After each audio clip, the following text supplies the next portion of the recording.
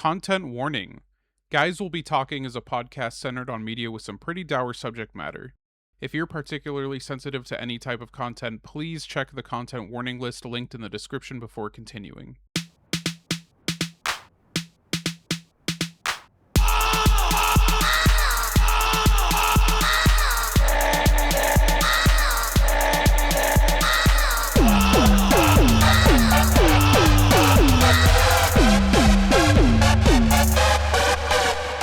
Welcome back to Guys Will Be Talking.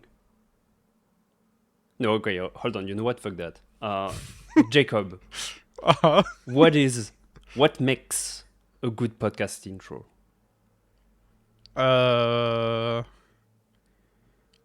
Some kind of slogan. Okay. What kind of slogan could apply to Lisa the Painful and the Joyful? Fuck. Good. Welcome back to Guys Will Be Talking. Fuck. And then we say in sync. There we go. Sure. Which I can just do in the edit. Fuck. Let's With go. me, my co-host, Jacob, Hello. and me, your host, Victor. Last episode, we got halfway, or more like 2/3 of the way through Yeah, I Lisa fucked the up. Painful, Guys, I fucked up.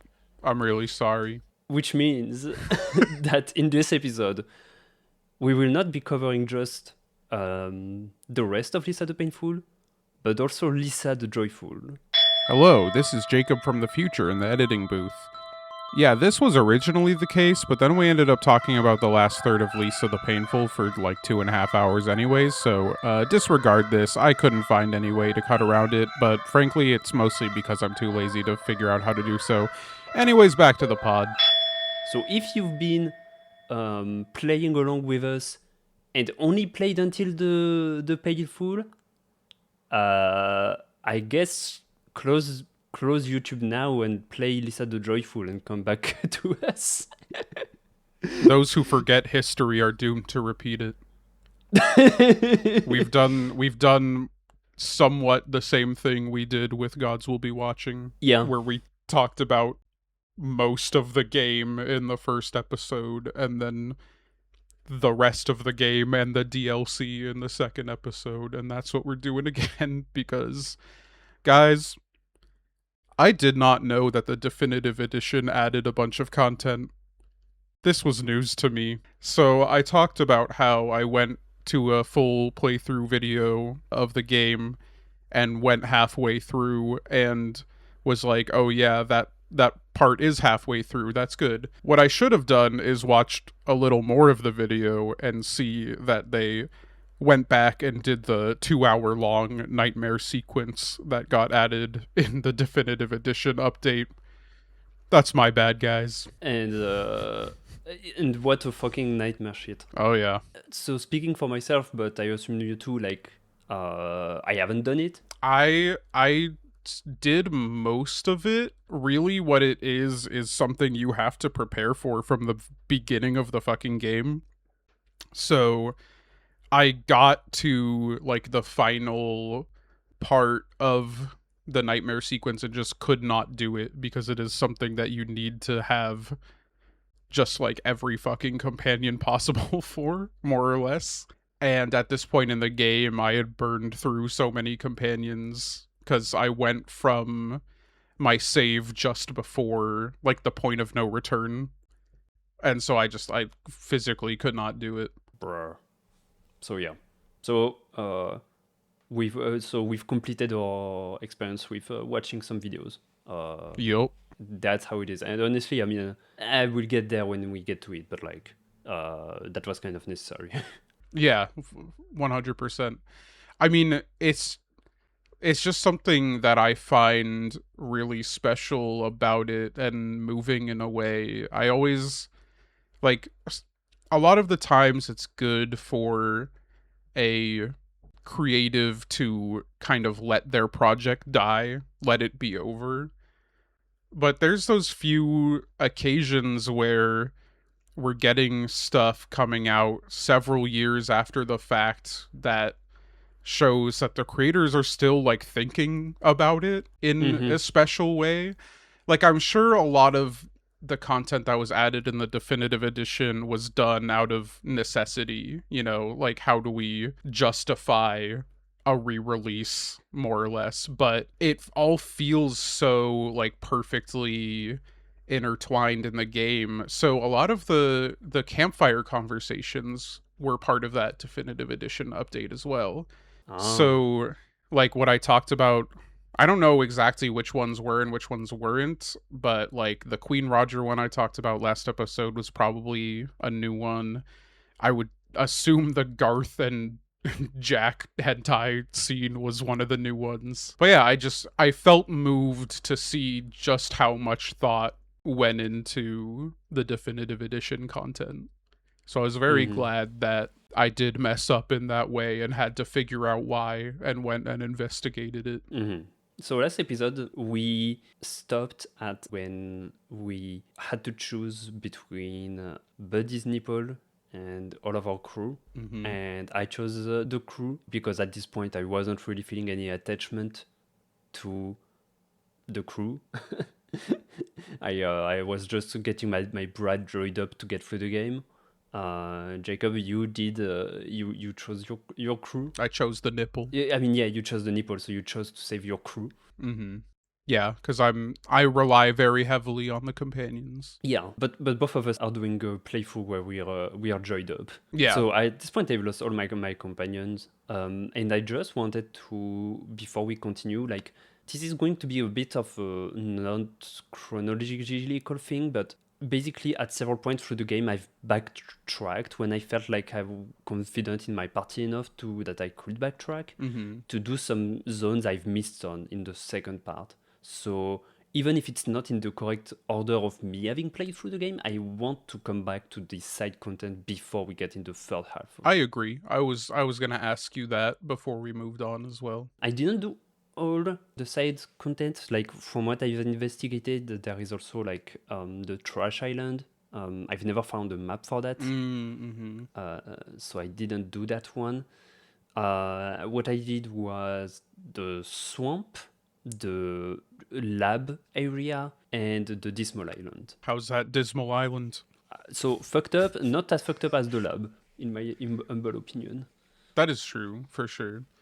By the lab, are you talking about the The fucked up village with the creeps okay. in village. Mm-hmm. So yeah, you in the second area when you go up top and then fall back down a little, there is a hole, and through that hole, it will eventually lead you to a admittedly nice place in theory because there is grass, Mm-hmm. there are some houses and stuff, but the vibe is so fucked up. Everything is very desaturated.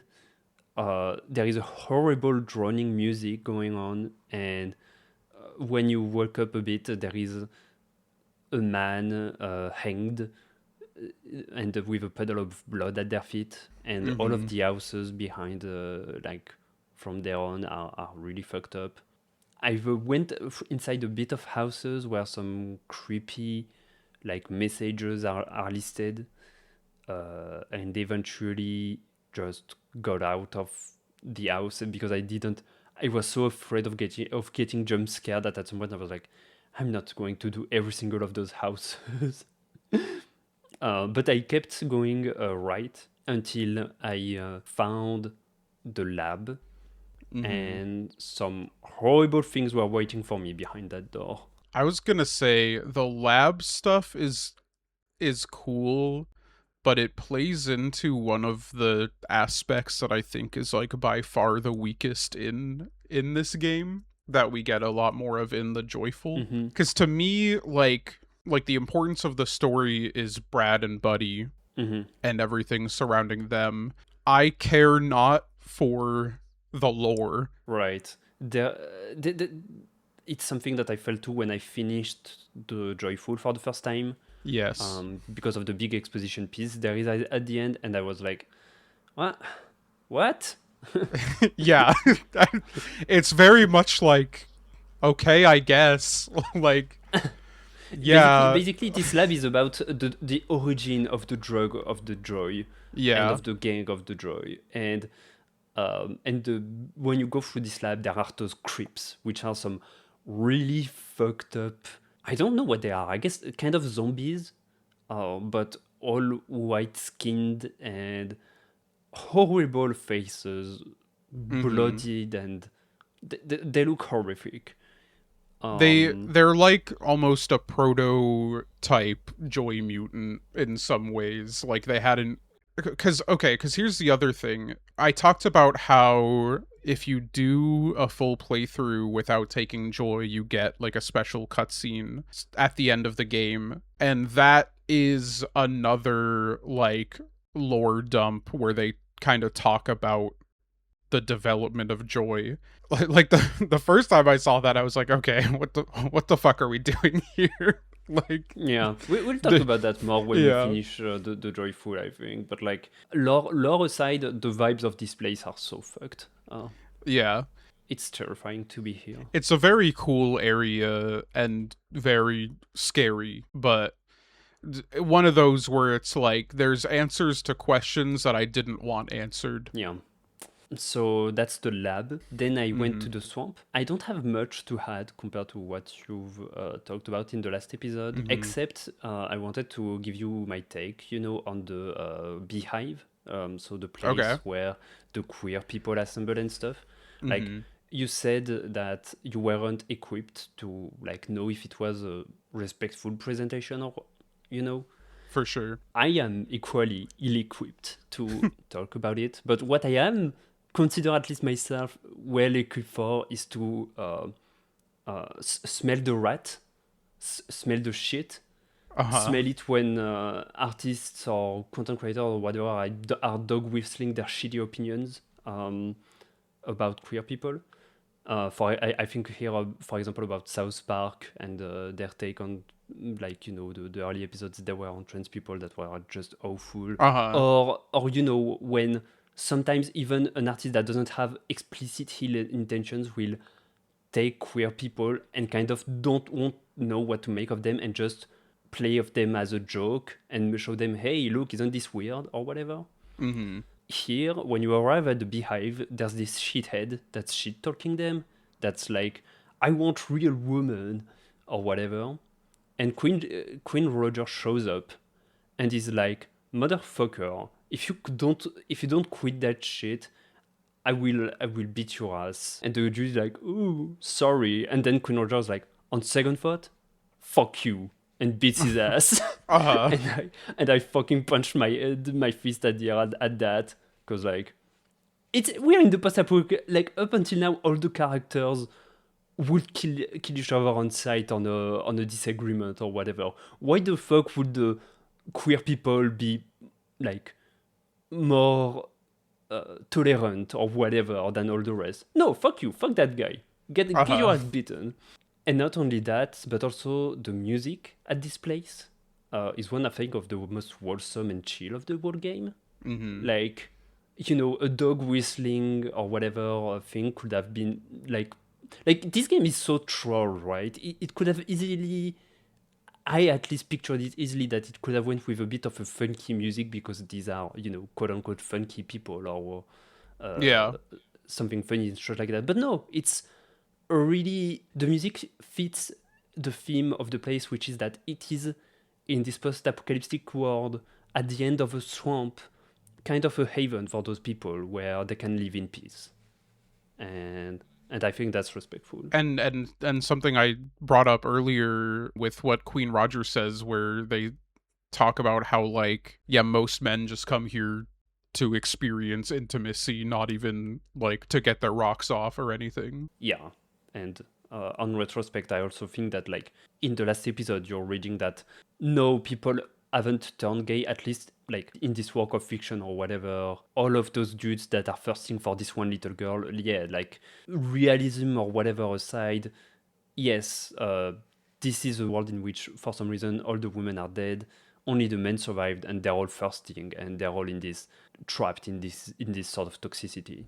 And I think one of the reasons I would say that I don't think men have just resorted to fucking each other because that's all they have outside of like places like the Beehive is when we go and we find Farty in Area 1 and it's like everyone is all like, ooh, we gotta go, they got the girl here, we can go do nasty things to her there, and then you go in the Yeah, room and it's empty except for Farty. Like yeah. everyone who doesn't know what's in that room is thirsting for it, fiending for it, but then you go in and no one has taken up the offer. Because Mm, they go in and they're like, this is a dude with a mustache, and then they leave. damn. Yeah, that's pretty much it. Mm-hmm. But I do appreciate the vibes, Mm-hmm. and I do think like I am routinely exposed to things that are being more or less shitty towards either queer, gay, or transgender people, and this was a breath of fresh air. Mm-hmm. I agree. So in your backtracking and exploring, did you find yourself feeling like a deeper connection to like the game and like the characters you had with you? I didn't. I guess I should have rested more at camps because I really didn't get shit. Mm. um, I found this. So I lost all my party. So I basically went on a quest to try and get new companions, and I I got the anti-artist Garth. I've got Artie, which is some Orcas-looking motherfucker Mm-hmm. that hangs out in the Beehive that you can that joins you if you have a duffel bag on you. Oh yeah. Mm-hmm. And I got Queen Roger. Unfortunately, yeah, getting resting at the campfires or something didn't proc anything new to me. So I didn't really get a bonding experience, except that like it was a bit of a struggle to try and XP Garth because when you recruit him, he's quite low level. Mm-hmm. So like I had to be careful about that stuff. But I was really happy to have Queen Roger on my side. Hell yeah. Yeah, Queen Roger is probably my favorite companion for the vibes, even though he kind of sucks in, in battle if he's not joined. Yeah. If he's not joined, like you basically need to rely entirely on his skills, and he doesn't have lots of SP, unfortunately. And most of them miss. Yeah, But I mean, if he's on Joy, then they hit for massive fucking damage and do a lot of hits. hmm I didn't find the fisherman village. It's only on watching a walkthrough that I figured out how to get there. Mm, You to get there, you need to jump down a hole of water, which is usually something that would kill you. But here, like it teleports you on the village. I don't see how you could find that out in painful mode when you have limited saves. yeah. I mean, admittedly, there is a save point close enough, but like, I mean, listen, this is yeah. the first time hearing of it. Oh yeah. Yeah. Well, there you This go. is sick. I gotta play the game again. I will want to play this game again by myself eventually. Not Mm-hmm. soon, but yeah. You can recruit a fish in the fisherman village. Dude, I gotta fucking go there. I gotta get my fish. Fish time. Before that, I went to the resort island. Um, Mm-hmm.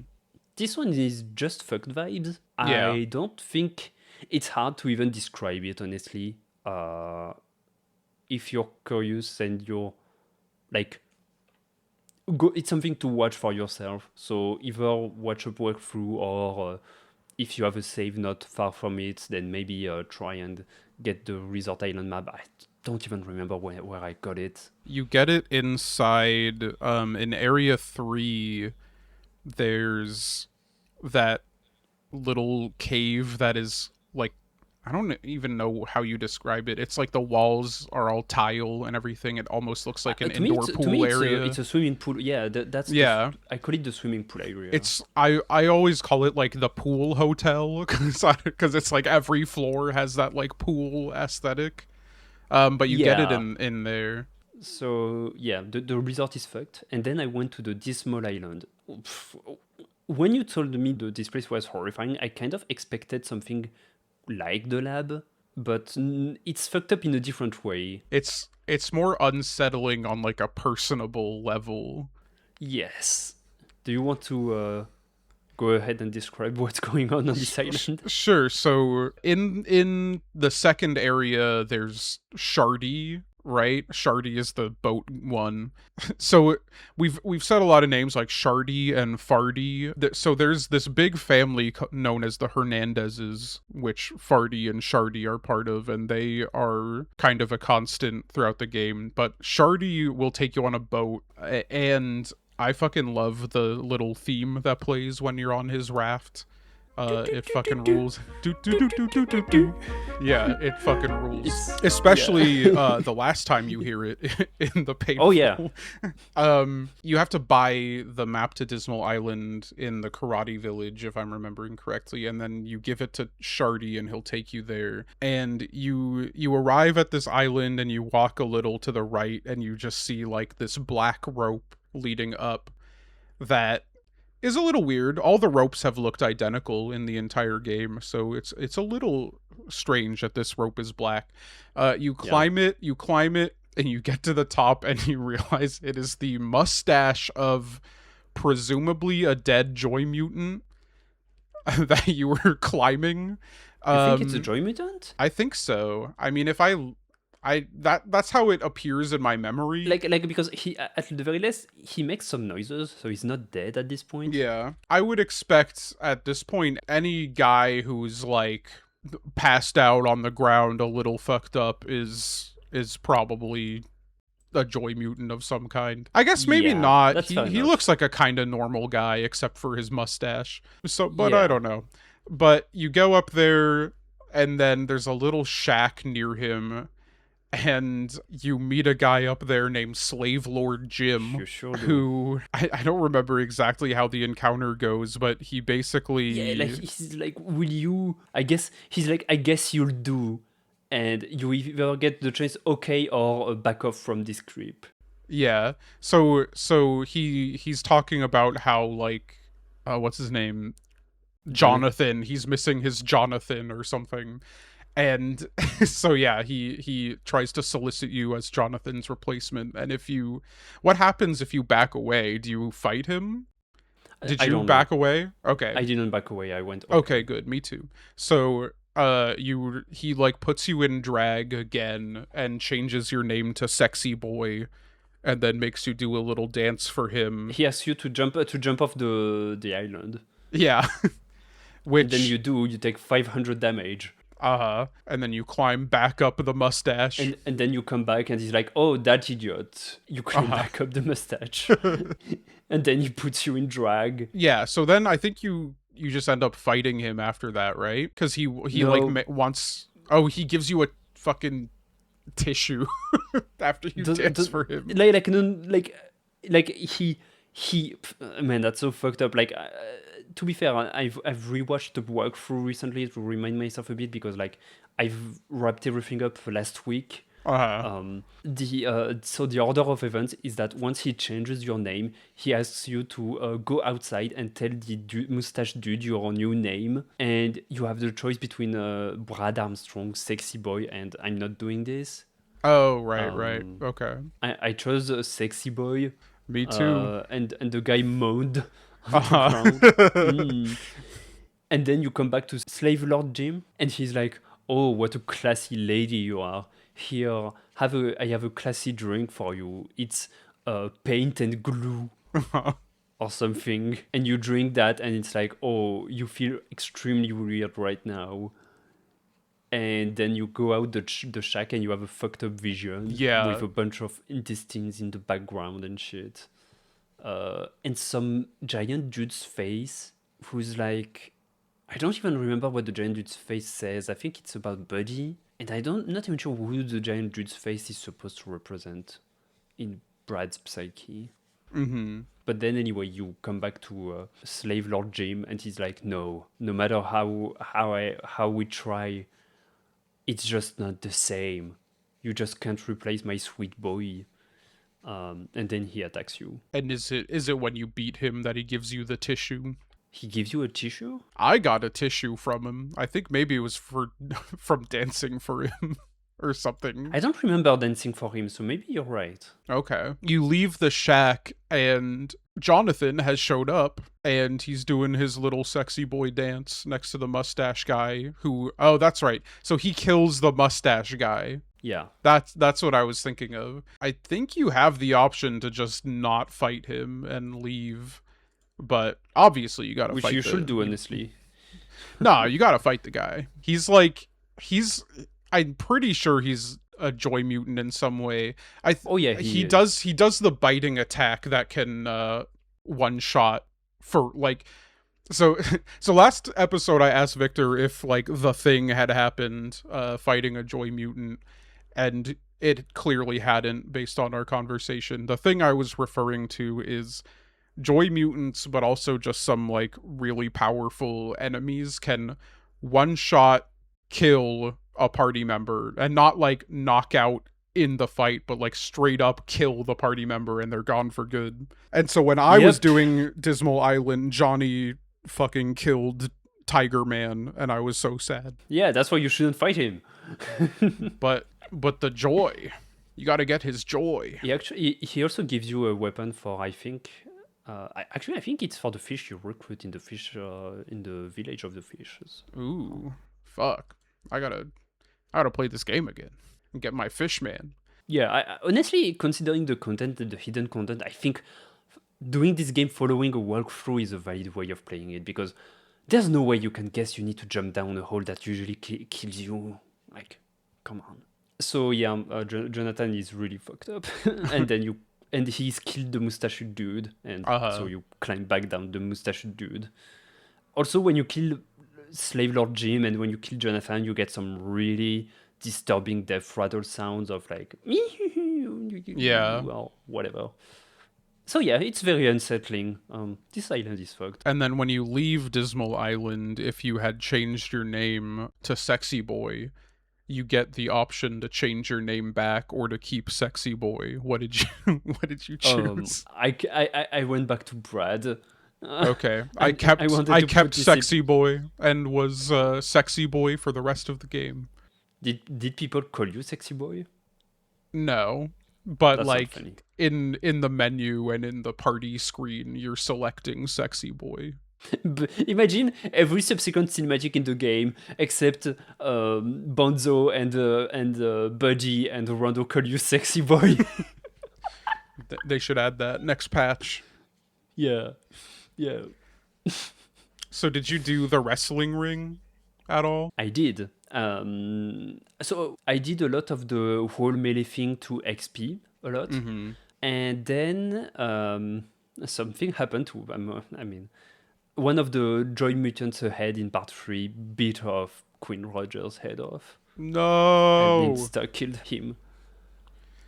And yeah, that's how I learned. And so I went back to the ring hoping that I could get a party member. And indeed you do. If you do the dual...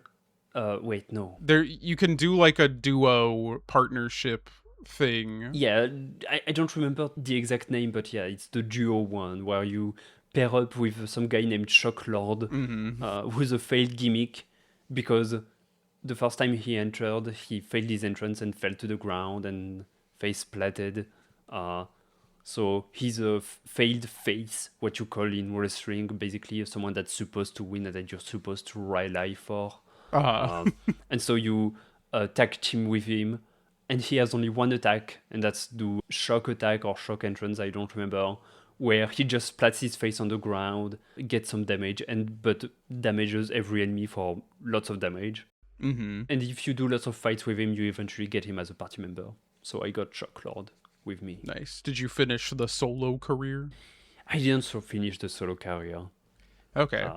It's really just like, here's a bunch of guys to fight, which is fun, and then eventually it'll be like, all right, Brad, you need to lose this fight because wrestling needs a story and needs a rivalry, and if you win against this guy, your rivalry is over, and you'll never work here again. And so you go and do the fight, and if you beat him, then yeah, you get kicked out. But you do still get to use the bed that is associated Oh, with the ring, which is really nice because it's a resting zone that is safe from spiders or bandits or what could possibly fuck you over in the night. yeah. So, we left off in our interaction with who we've been calling the smiley guy this whole time, but his name is Buzzo, who was, he had taken Buddy and given us the choice between cutting off her nipple or killing our crew. And after that, they back off, they move on, and you stand up, dust off your pants or whatever, and you walk forward, and Buzzo is still there. He's standing there by himself, and this moment has always really stuck out to me. So he's standing there and he's like talking about, what he's put you through, and he's like, but I still want that arm. So give me all your shit or I cut off your arm. And your little text options are like, all right, I choose my arm, I choose my stuff, or you have the option to ask why he's doing this. Hmm. Did you investigate why he's doing this? So I didn't. The reason for that is kind of obscure, but like a while ago, Super Eye Patch Wolf, John Walsh, was talking about this game, about Lisa the Painful, and he specifically talked about this moment. And so I know what happens if you choose that option. So Okay. I chose not to. Was it Super Eye Patch Wolf or was it H Bomber Guy? It was Super Eye Patch Wolf. Okay. I remember specifically because it was in a. It was. I don't remember if it was on Let's Fight a Boss or something else, but like, yeah. Okay. I remember. Yeah, I ask if it was H Bomber Guy because he highlights this moment too. Peek behind the curtain. Obviously, I played this game the first time because of H Bomber Guy's video. I'm a huge H Bomber Guy fan, and so I played this game initially because like he made it sound so interesting in that video. And I had forgotten what he had said about this moment the first time I played this game. So what happens here is I did not expect this third choice to get me out of choosing between my arms or items, but I wanted to see like if he would say anything and then make me choose again. But no, what happens if you ask him why he's doing this, he basically goes, "Fuck you," cuts off your arm and takes all your shit and Yeah. leaves you armless and itemless. And the second time I played this game, I had forgotten again, and I did it again. This time, though, I remember, because that shit drilled into my fucking brain, where, No shit. and I fucking love that about this game. I'd kind of alluded to it last episode where in the confrontation with the first like gang of guys that kidnaps one of your party members, they give you three options and you better not fucking pick that third option. And this is what I was thinking about. And I really like that about this game, where like even though I wasn't expecting that choice to get me out of making the hard one, I respect that the game is like, how dare you even think about not picking one of those two things for even a second. But there's always a third choice in life. Nope. Yeah, Your yeah, arm or there your sure items, is. fucker. I like it a lot too. I think that's like you think I'm giving you this choice? You think I'm giving you a out on this choice, dumbass? There's no outs. What did you pick? Items or arm? The arm. Me too. At this I had point, too many items.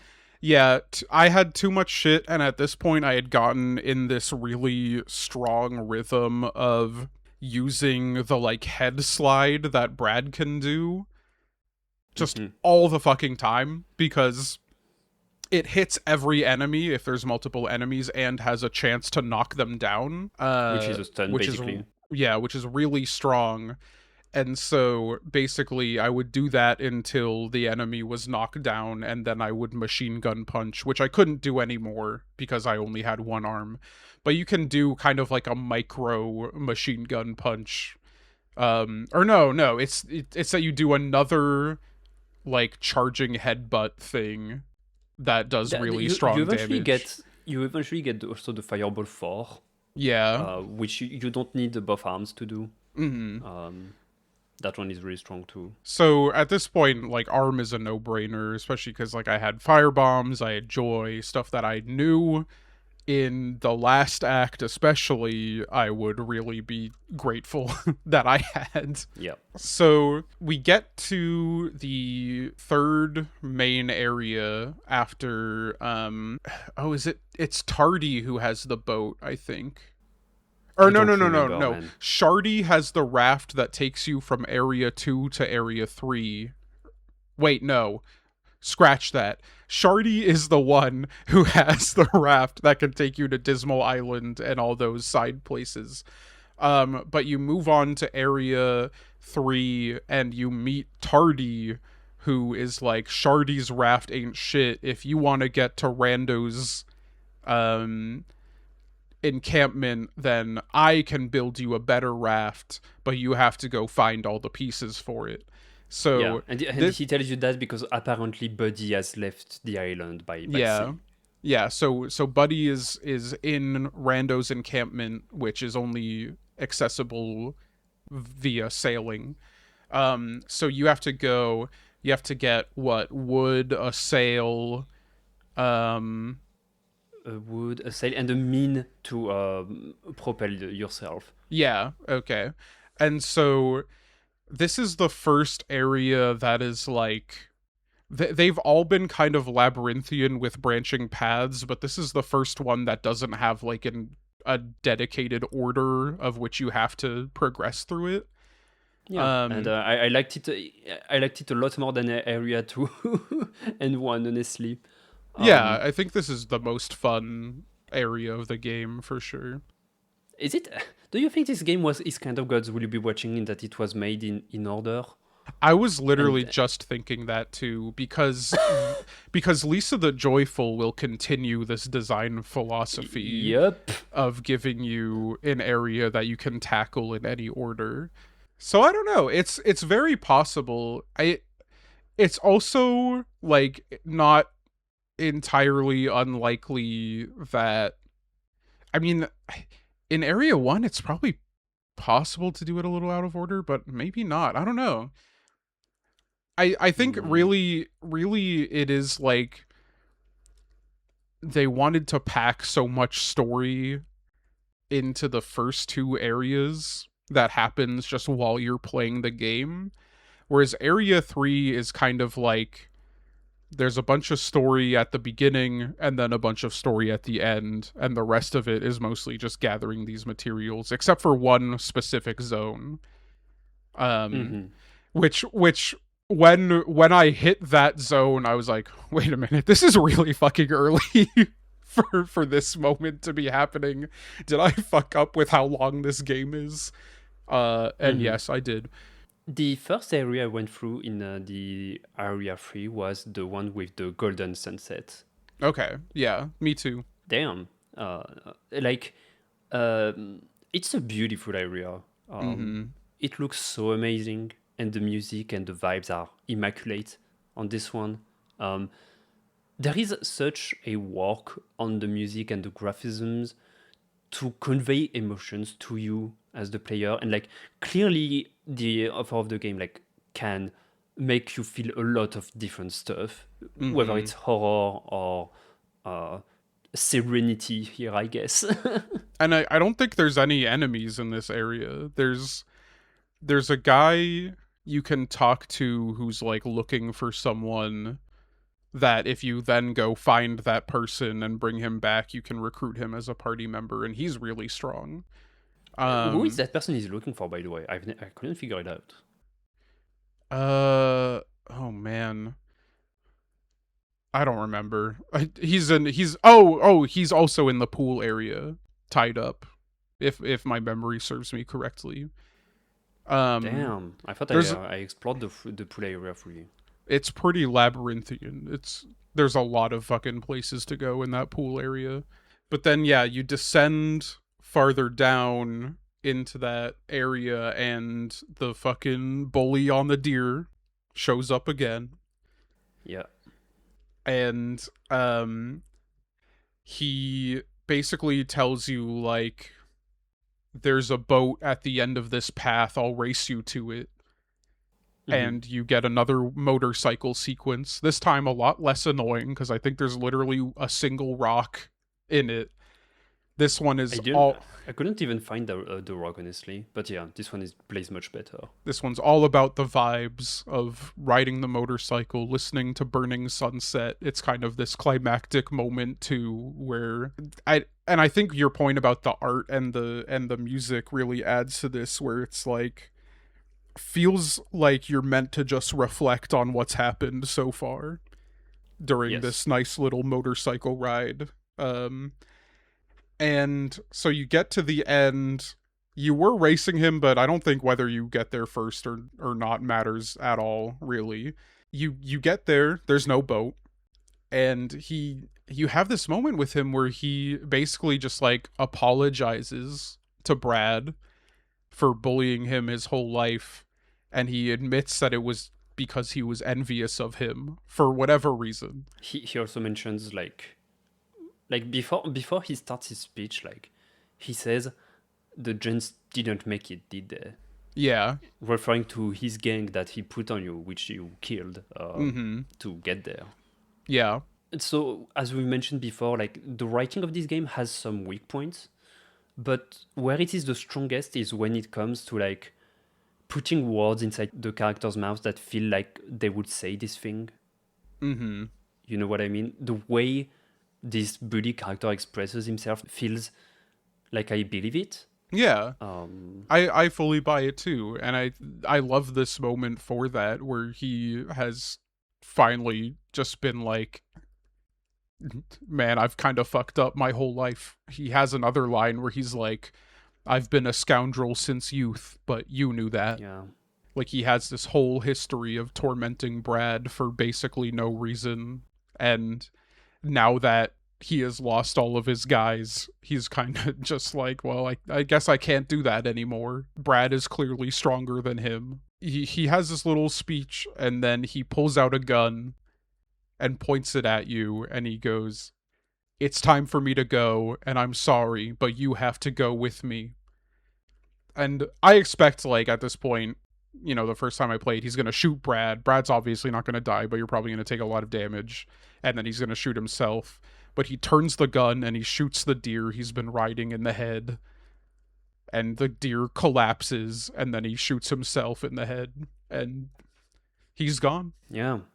I'm still not sure what he meant when he said like you will need to come with me, but it's probably a like you will die soon too kind of thing. Well, Uh, I guess you could interpret it that way. My thing was just he's talking to the deer. It's like his last companion. Wait, no, you're right. Because he shoots the deer before shooting himself. This troll of a game. No, you're right. That makes a lot more sense. Because I was kind of like, why did he shoot the deer though? Yeah. I guess It's guess his that's last why. it's his last companion. The last member of the gang that tormented Brad was the deer. The deer. He always was there, watching. Yeah. And then adding to the trolliness of it, you go back to the motorcycle expecting to get to ride back and it's out of gas. And the fucking Yeah. message says how convenient. But the game doesn't troll you too much because there's a shortcut. There's a whole shortcut. Yeah, there's a little hole To you go in that takes you right back. On the other side, in the same area, there is a bunch of bikers, but I couldn't interact with them. It feels like I was needing of some items or something. I think so. I don't think I got with them either. So that's it for that area. Um, and then there's I think I did the pool afterwards. Mm-hmm. You get in this really dark hallway, and you don't see their silhouette, but you can tell from the writing that it's a rando soldier that's blocking your path. Mm-hmm. And you fight him, you kill him, and you get into this area that has some really weird vibes. As you've described earlier, like the walls are made of tiles, like a pool. There is some water on the ground.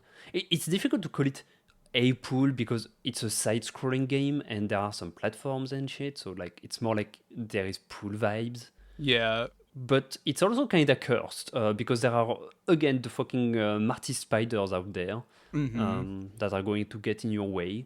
And you advance. Do you meet the guys at the pool first or the other thing? What do you mean? Well, there's the whole gang, and then there's the fucking thing, the mutant. Well, it just depends on which order you go. You can avoid one of them. Oh, actually, no. I think there are two Joy Mutants in the pool area. So I Um, think I only met one. I think you're right. You do fight that group of guys first, and then the Joy Mutant second. And Right. behind the Joy Mutant is where you get, I want to say, the propeller or like the fan It's that he it's uses. the fan. I think he directly. Yeah. The fan is behind it. It's Yeah. behind the Joy Mutant. So just the guys. It was such a Yakuza moment where you just see a bunch of guys hanging in the pool, and they look like real hard asses, but like they're just hanging out torso, torso naked in the pool, and they're like, "You really don't want to do this, boy." And you can back off, but you need to go through, so you need to Yeah. fight them. And it is at this point that I realized that the head slide pretty strong. Fucking strong. I was gonna say, and then you just head slide them to death. Yep. At this point, I was using Farty also, and Farty has the move with his truck where it just hits the entire party for Yeah. a shit ton of damage. So I was head sliding and truck slamming. Me, I was head sliding and shock slamming with my Nice. bro shock something. Hell yeah. Also, the main like the boss of them is called something tsunami. That will come Yeah. back up in the Joyful. Mm-hmm. So you kill this guy, and then you advance, and to me, that's the most fucked up Joy Mutant. That's the most fucked up looking Joy Mutant of them all. Which which one was it? Was it the one with the long neck? No, it doesn't. I mean, it kind of has a long neck, but more importantly, it's the eyes. The pupils go down all the way down to their face. Oh, You that know? yeah, that one. The like big, like chunky one. It's big, chunky. Its eyes are weirdly kind of kawaii, but as I said, the pupils go all the way back down its face.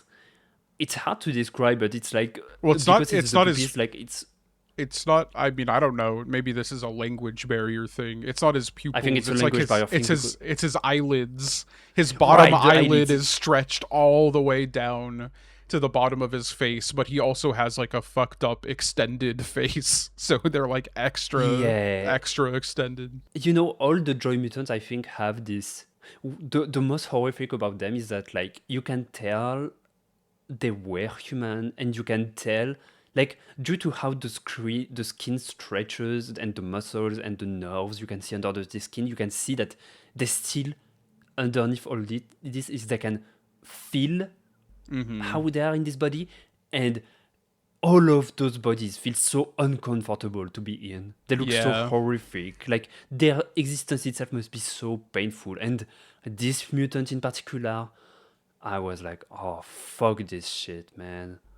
Fuck this. You really feel that in the way they fight too, because a lot of the times they'll just like start crying and screaming instead of And cough up attacking blood. and coughing up blood, and then sometimes they'll just like punch themselves. But then yeah. sometimes they will beat off your party's member head. Uh-huh. And I'm pretty sure it's this one that killed off Queen Roger. Okay. I'm not sure, but it was a mutant in part 3. The rando guy right before the pool area killed Queen Roger for me, but then I died entirely, so I didn't end up losing Queen Roger. The rando guy, Wait, he can insta-kill a party member? Yep. What? What? How does he do it? He did like a fucking crazy karate chop move or something, and it just killed Queen Roger instantly. What? I thought only the mutants could. I had thought so too until that happened. What the fuck? That's fucked up. There's also, yeah, so if you didn't fight the second one, there's another Joy Mutant that's like on the bottom floor of the pool area. That one's nasty looking too. Oh shit. His name is Herb. Herb. Also, I guess I should. That's a good place to bring it up. Every enemy that you encounter in this game is named, and there is very little reusage of assets, or at least when there is like, there are always different either skin colors or hair ornaments or weapons that they carry and shit. It's like in the previous episode I mentioned of like how everything feels grim and demonic, and that like every dude is like kind of awful, right? Because they're all thirsting for a little girl. But despite all this, it's still this world feels so human, like just because of this commitment to have everyone named and everyone kind of looking different. Like, it's, I don't want to call it realistic because that's not the correct term, or at least that's not what makes it powerful. It's just, despite all the awfulness, people are still living and they're still people. There is not a single life that isn't unique here. And I like that about the game in general, except especially in the last fight of the third part, but we'll get there.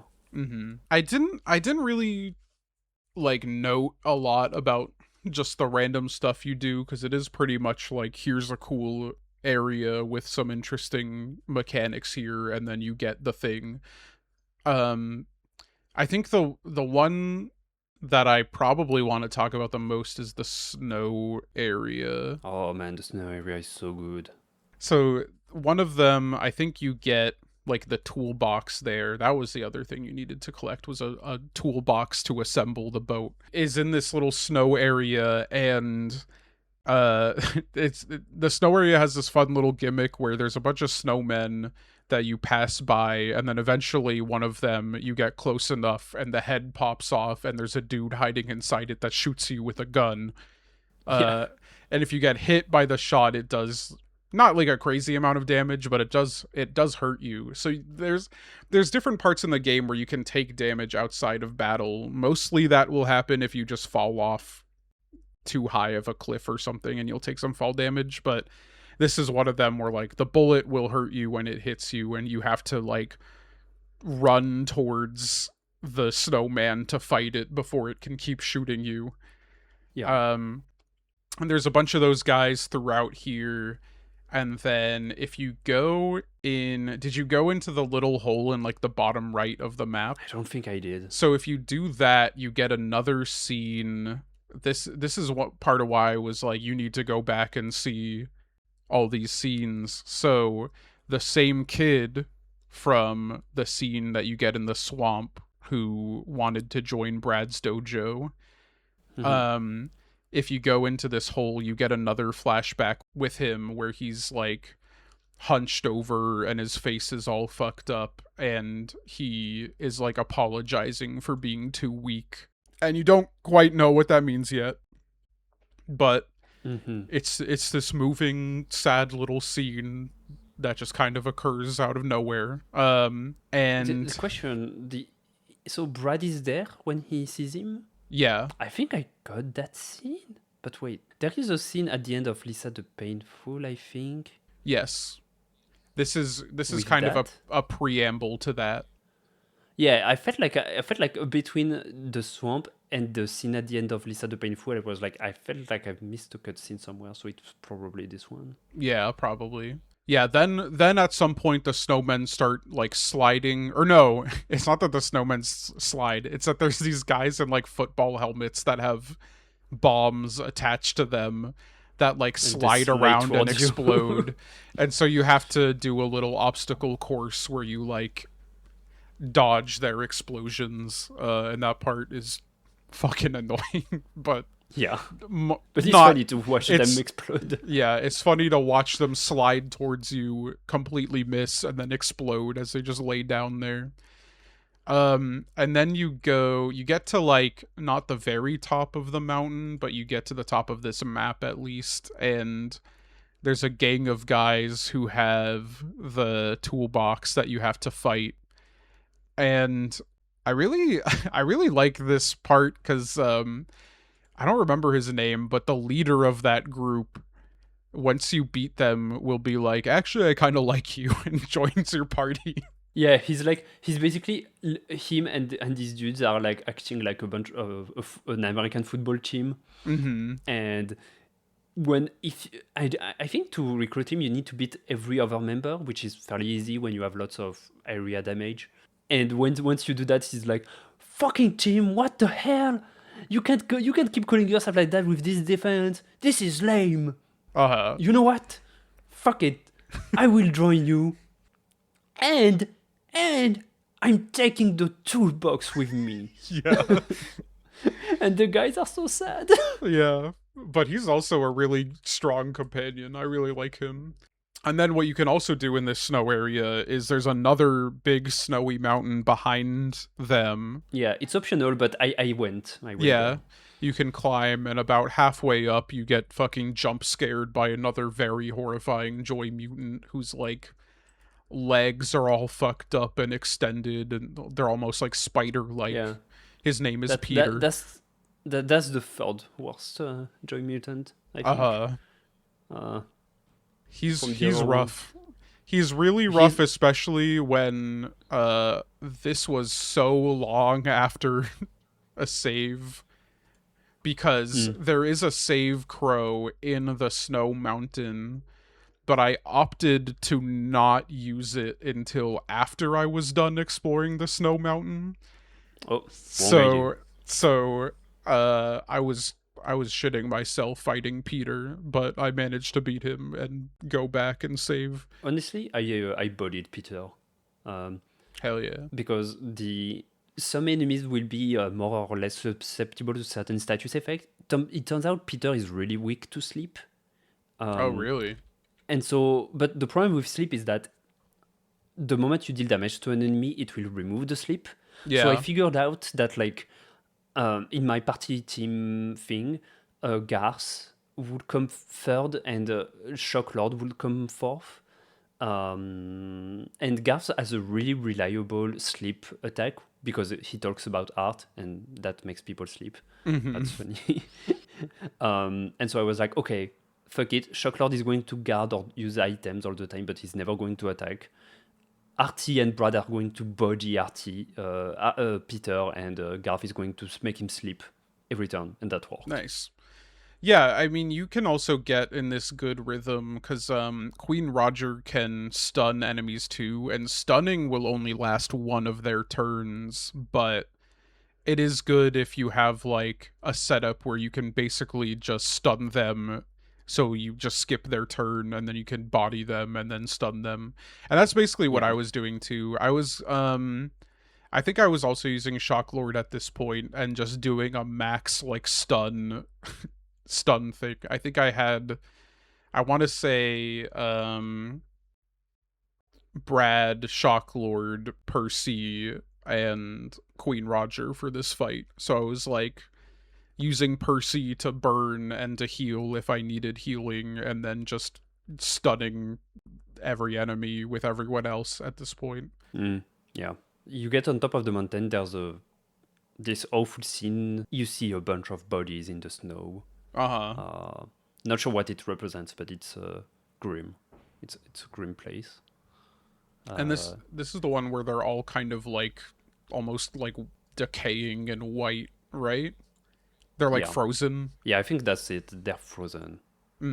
It's not like they don't look like they're joined up or whatever. It looks like they look like very regular people, and for some reason they were all on top of this mountain and they died of cold. Maybe. No, you know what it is? I think they were burned because they're all like very desaturated. Because this is also where you fight the Flaming Man. Right, the Flaming Man. He was just there. Yeah, still burning. Yep. Which Apparently you can beat by throwing a bottle of water at it instantly, which is very funny, but I did not do that. That's funny. There's also, if you take a very risky jump, you can find a really strong bat for Queen Roger Damn. on this snowy mountain. From there, the only other thing really of strong note to me was just the map where you get the wood from is really cool. It's like this area that's dark red, and there's a bunch of tree stumps, and they're like bleeding out of the stump hole. Yeah, and the music is a banger. Yeah, it's very like eerie and nasty looking, and then you get up top and there's a guy next to the last tree. He's like, you can't cut this tree down. It's the last of its kind. And you're basically just like, I need that boat. And so you fight him and cut the tree down. He says some more eerie stuff about how like you shouldn't have buddy, like, or this isn't your path or whatever. And like, so basically they're all native people, as in Native Americans. Mm-hmm. It's I was feeling a bit not conflicted, but like, so you fight a bunch of Native Americans as you make your way up, and like they look fine. It's not like a racist cliche or anything, but they do say cryptic stuff to you, and they felt a bit less like people like other characters in the game did. Yeah, I can see that for sure. It's not really not worthy, but it's like, yeah. I do like the imagery though, that like in your quest for trying to find Buddy, you basically genocide the last Native Americans and destroy the last tree there is in this zone. That's a pretty strong imagery, but there's nothing much else than that. Mm-hmm. And well, you make that boat. Yep. You've gathered all the pieces. You start to bring them to Tardy, and if you're like me and you spared Sticky and Rick, then Sticky will show up in Rando's gear, so he has clearly joined Rando's army, and he basically gives you some monologue, and he's like, I'm sorry, old friend, I can't let you destroy the world. And so you have to fight him. While you're fighting him, every other turn, sometimes like the enemy's turn will just be them not wanting to fight. And Sticky's battle is like literally every other turn is just Sticky doesn't want to do this. And then eventually, like, after he kind of gets over that, he will just unleash this barrage of fucking, like, machine gun fire on you. That's really brutal, because it hits, like, the entire party. It does a lot of damage. Gun. Yeah. Gun is strong. Gun is strong. Yeah, it's very sad to fight Sticky and finally put an end to him. Yeah, Sticky was a real one. Yeah.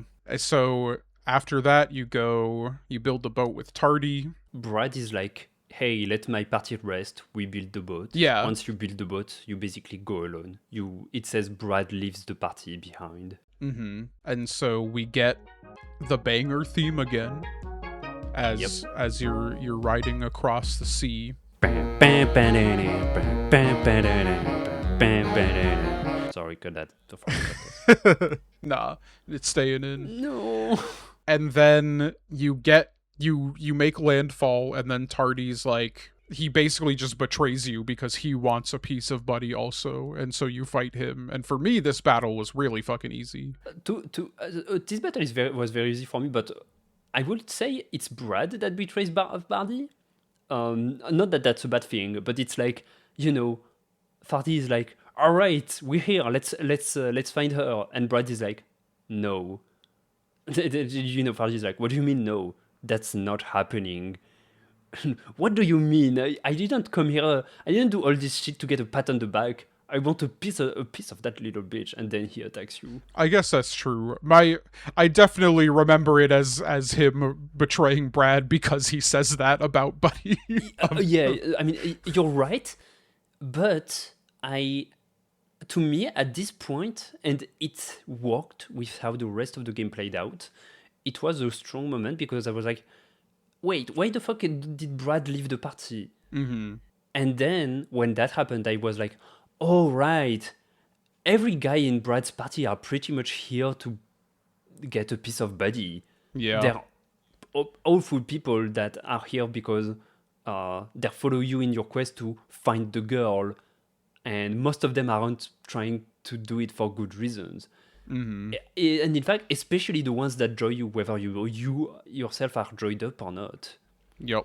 And that worked really well for me because I was like, oh, right, that's why Brad is going in alone. He can't trust these people now that it came to this point. Mm-hmm. And so you arrive at this island. Yeah, so after the fight with him, you go in a cave and you see Buddy sitting next to Marty, Brad's father, who From the is beginning of the game. somehow still alive, chilling with Buddy. Just before we get like too into it, one thing I really want to make note of is that it is clear that Buddy has taken joy at this point. Yeah. Which will be more important in Lisa the Joyful. When you arrive at this cave, like on the way there, you see a bunch of bottles, like way more empty bottles than you used to see. And at this point, I was like, haha, Brad is going to see an hallucination of Marty since there are bottles everywhere. And when I got inside that cave and I saw this man, and basically, so Brad is looking at them, but they didn't, Buddy and Marty didn't notice Brad at this point, so they talk normally. And I was convinced that like this man wasn't Marty, that he just looked like him. Because I was convinced that like Marty didn't make it in the apocalypse or whatever. I don't know why I was convinced of that, but I was, and so was Brad. It's interesting. Buddy has a bunch of joy in front of her, like on the ground, and Marty is like, child, what are those blue pills? Buddy is like, oh, they don't taste good, but they make you feel good. And Marty is like, you really shouldn't take those. And then at this point, Buddy notices Brad. Mm-hmm.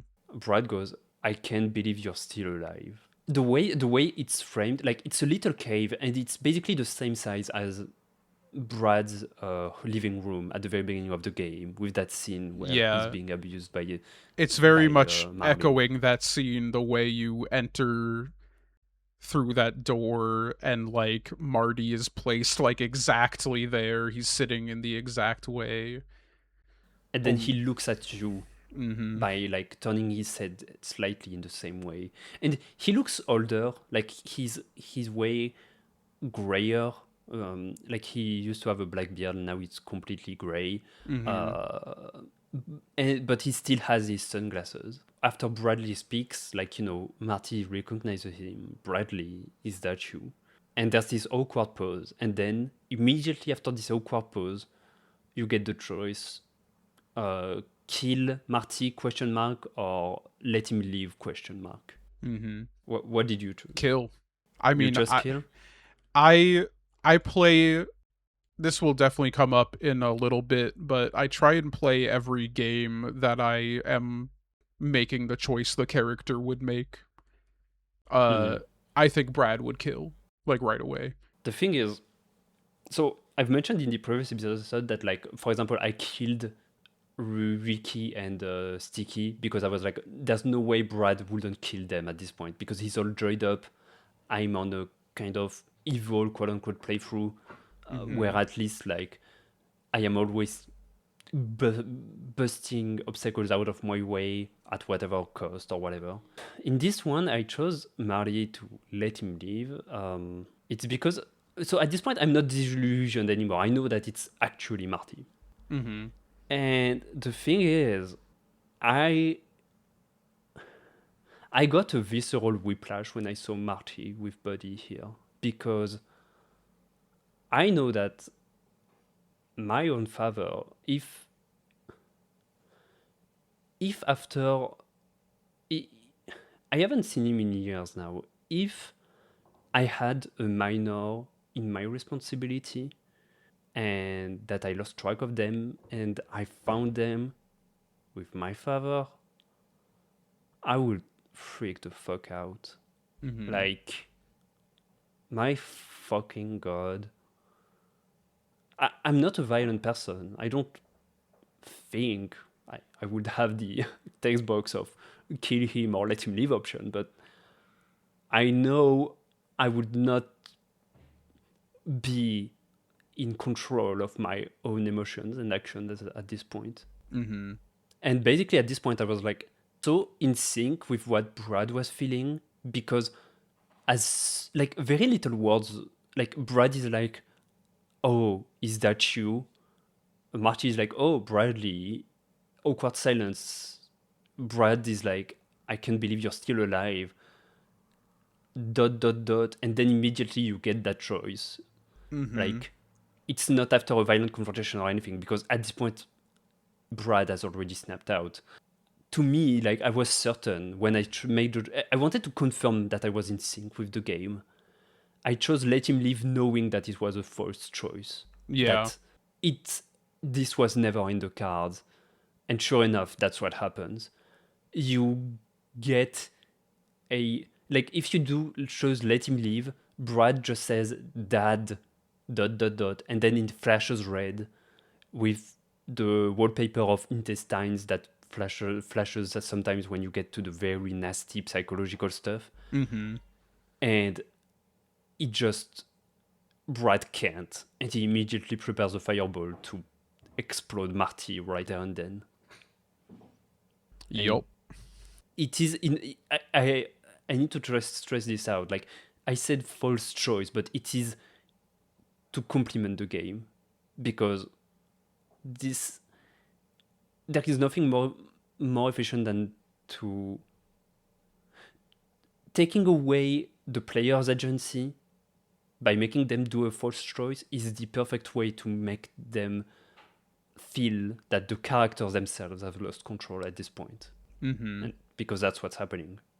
Buddy intervenes and Brad is like, get out of the way. And eventually like punches Buddy hell out of the way so that he can fight Marty. And Marty's like, don't you hit her. And the fight Mm-hmm. starts. Yeah. And very specifically too is Buddy in her attempt to intervene tells Brad that Marty has changed. Um so meaning like she probably I mean Brad probably told her all about him theoretically or maybe even Marty confessed to his sins but it's That happened to you? yeah when I tried to when Brad tried to kill him Buddy jumps in and is like no don't do it Marty's changed. With me, I don't know if it's because you chose to kill him right away, but me, the only person that says that, like, it's Marty himself that says, I have changed at the end of the fight. Interesting. You sure Buddy said that? I'm pretty sure but Huh. maybe I'm misremembering.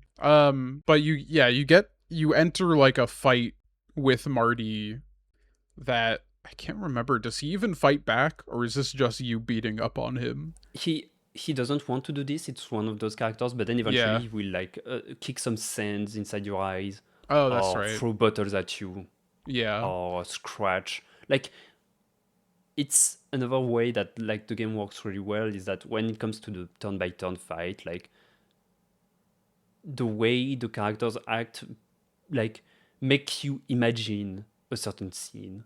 Here, Mm-hmm. like you see this old man kicking sand at you, throwing bottles. You can imagine that like it's a violent brawl inside this very little room where an old man is just like doing everything he can to protect the little child from this grown up martial artist or whatever. Mm-hmm. Like, And he's like not even really fighting back as much as he is just like struggling to survive.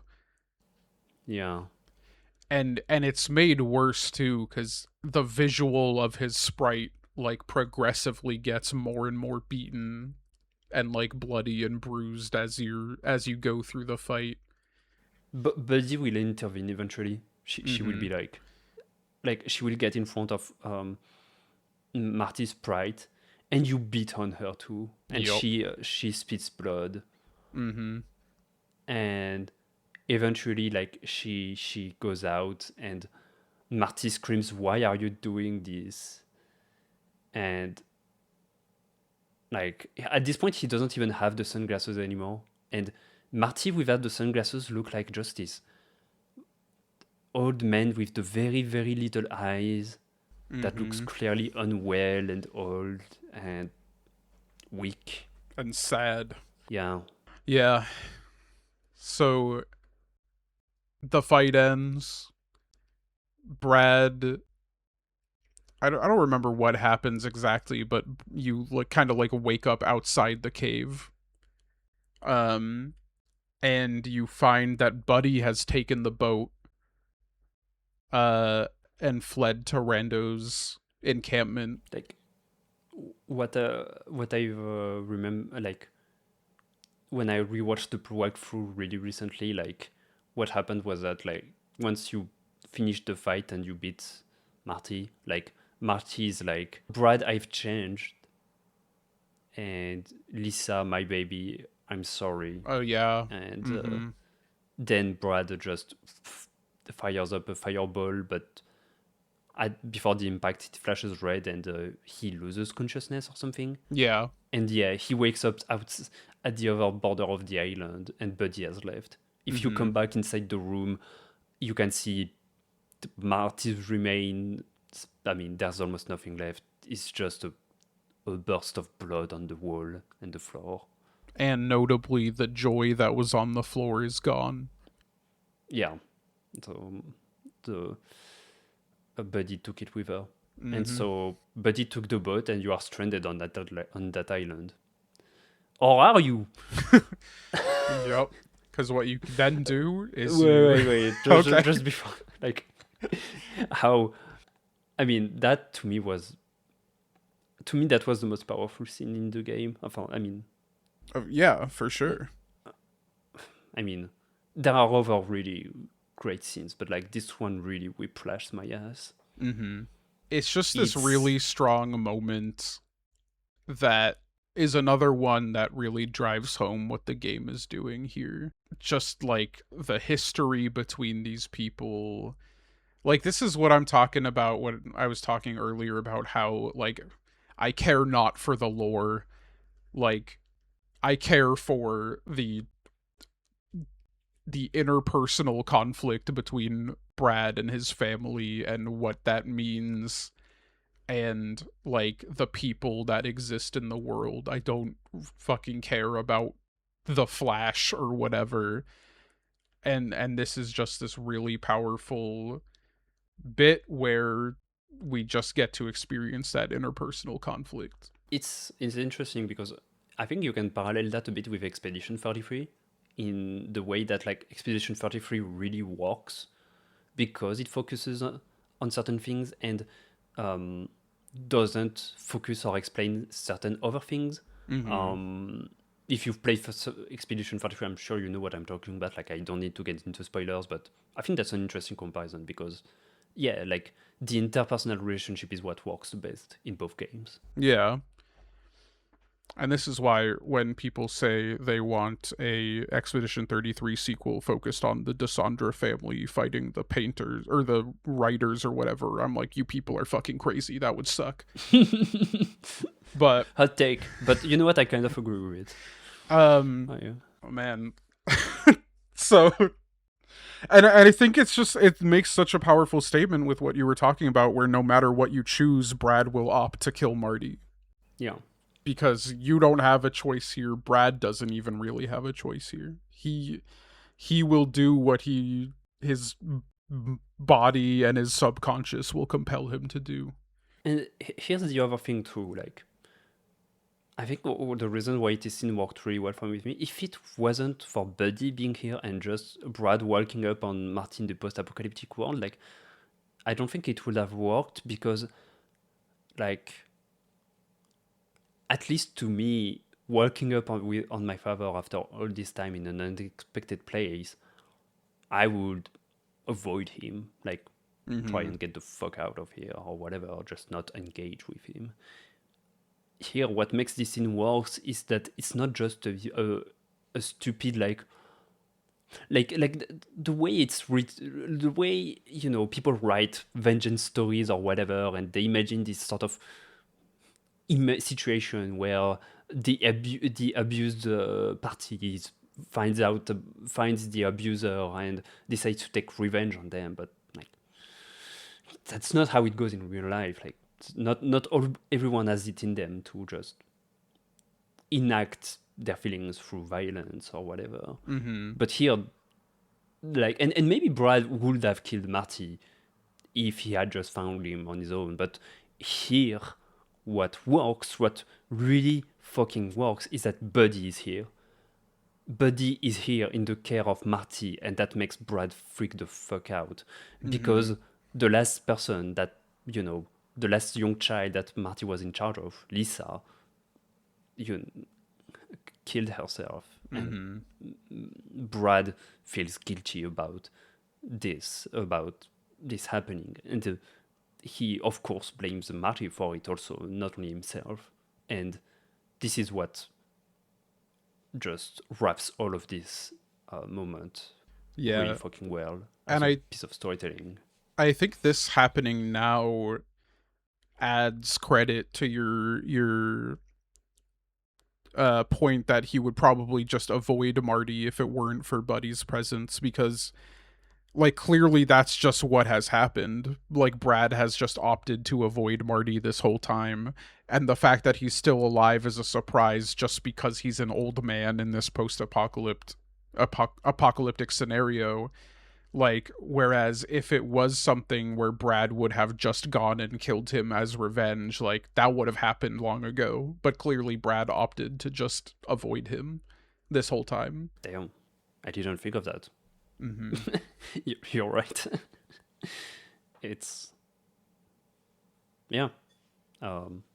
This game is kind of good, I have to admit.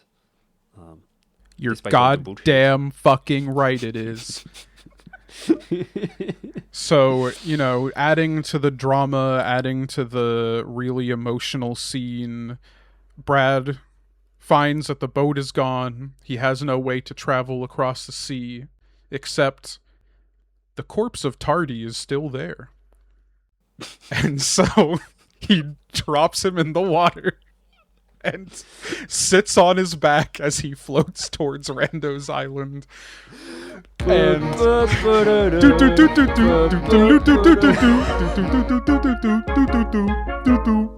as Brad is just sitting on Tardy's corpse floating in the sea. And also with a lower beat, because it's so sad looking. Yeah, that is a good thing to bring up. One of the things that this game does fucking awesome with its soundtrack is that there's several different versions of each track that change depending on like the emotion or vibe of the scene.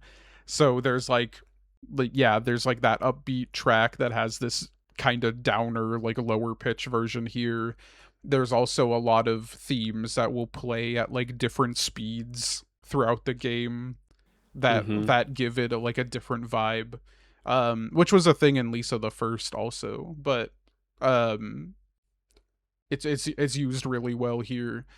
Man, this game does this trick so often where you'll have just this devastating scene and then you'll have this funny trolley scene followed by another just fucking brutal devastating scene. So you get sure does. you get to you make landfall, you leave Tardy's corpse in the sea, and you go like to the next screen, and immediately you just see, I'm pretty sure this is the homeless guy from the beginning of the game. I'm certain it's the homeless guy. Yeah. So he is holding Buddy, and he is just like cutting her face.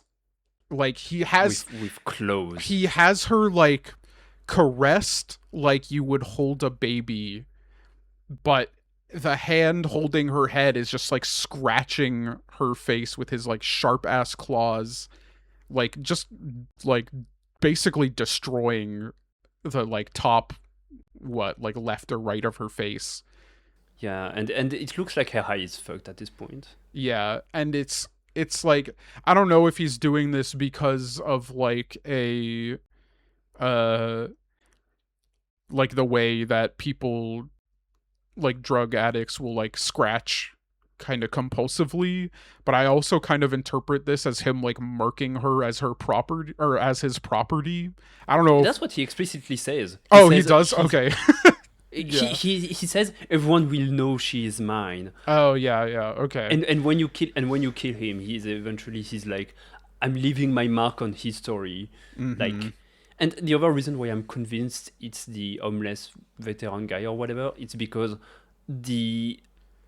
his name when you fight him is like Mr. something something something.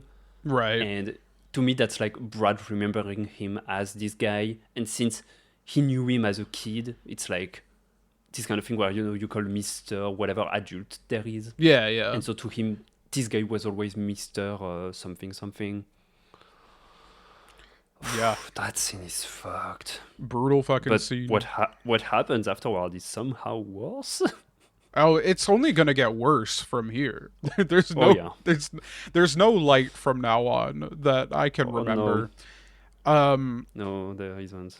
So yeah, you kill him, and then Brad gives Buddy his poncho, to like cover up, because he was like scratching her face, but he had also like disrobed her basically, and she is like, I don't want your help, get away from me.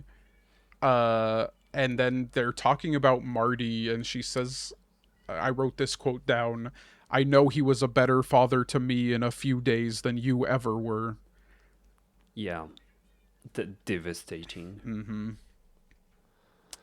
And you go through Rando's camp, and there's just Wait. Oh, okay. Just at this point when she does that, like she runs off, and also Yeah. it says like Brad's body feels weird. Brad has become a failure.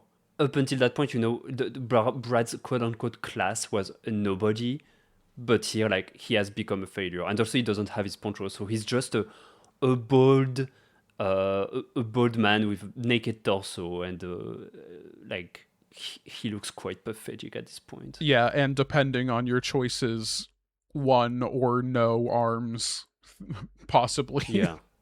If he has no arms at this point, he looks especially pathetic. Yeah. And as you're going through Rando's encampment, and I think at this point there's basically no one there. They're all waiting for you later on. But you can make like just an absurd amount of diesel firebombs, which are like the stronger version of the firebombs. Yeah, because you got so many bottles in Marty's Island. Hey, it turns out if you alcoholism and gasoline are the ultimate weapon of humanity. Yup. Yeah, I had no diesel, or no, I think I had a couple going into this, but by the time I was done getting as many as I could, I had 30 fucking diesel firebombs. Jesus fucking Christ. And so finally you find Buddy again, who has like Rando's whole army behind her, and she like runs behind them. Like she feels safer in the care of this army of guys than she does with Brad. And now your whatever teammates you had active in your party show up, and they reveal what Victor was alluding to earlier, that they were on this quest with you to get a piece of Buddy for themselves. And so you have to kill them. Which is very sad. So my party members were Shocklord, Artie, and Garth. Artie explicitly says that he wanted a piece of the girl. Garth says, sorry mate, but you gotta do what you gotta do. So he's clearly a fucker. Shocklord is like, oh, I don't know what's going on, but please stop this. So that one is quite pathetic. And additionally, I watched a walkthrough where it was the giant guy with the blue hat that you can get if you do a painful playthrough, you know, a joyless playthrough. Yeah. What's his name? I don't remember.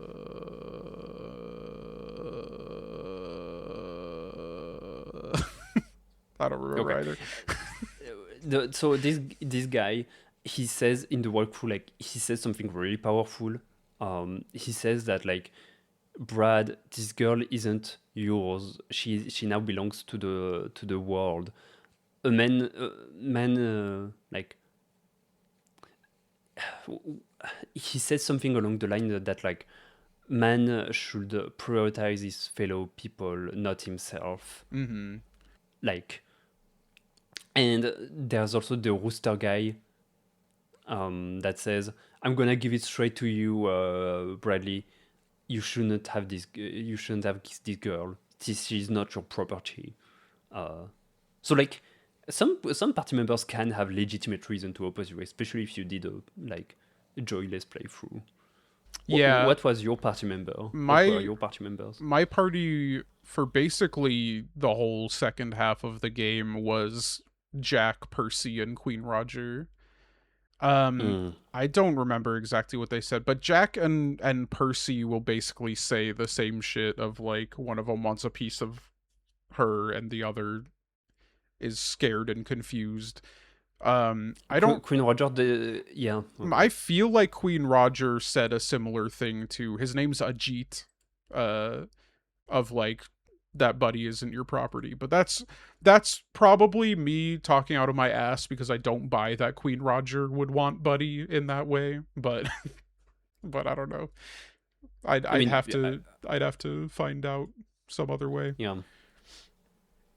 Yeah, no, Queen Roger just strikes me as the righteous, like, because, Yeah. I don't know, he clearly gives a shit about life and what happens beyond life. Mm-hmm. What would Terry say?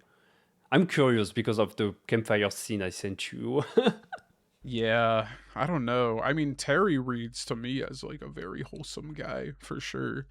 Especially So, with that scene, but man, I should we hope talk about there's it before going in the rest? I hope there's a video of just what every companion would say at that moment. Hmm. I Yeah. saw a fan made video, I don't know, probably several years ago of like it was it was basically fanfic of like here's what would happen in this moment if you were doing a pain mode joyless playthrough and you got every single companion and kept them alive the whole time. And it's this like fucking Avengers Endgame thing where all your companions show up and we're like, Brad, we're here for you, and then they fight Rando's army with you. Okay, that's funny. And I think it's interesting because it's like I definitely think this was made genuinely, like there wasn't irony behind it, but it is kind of like I don't think this is very No, this is not what this game is about. this is but not what the game's dumbasses. about.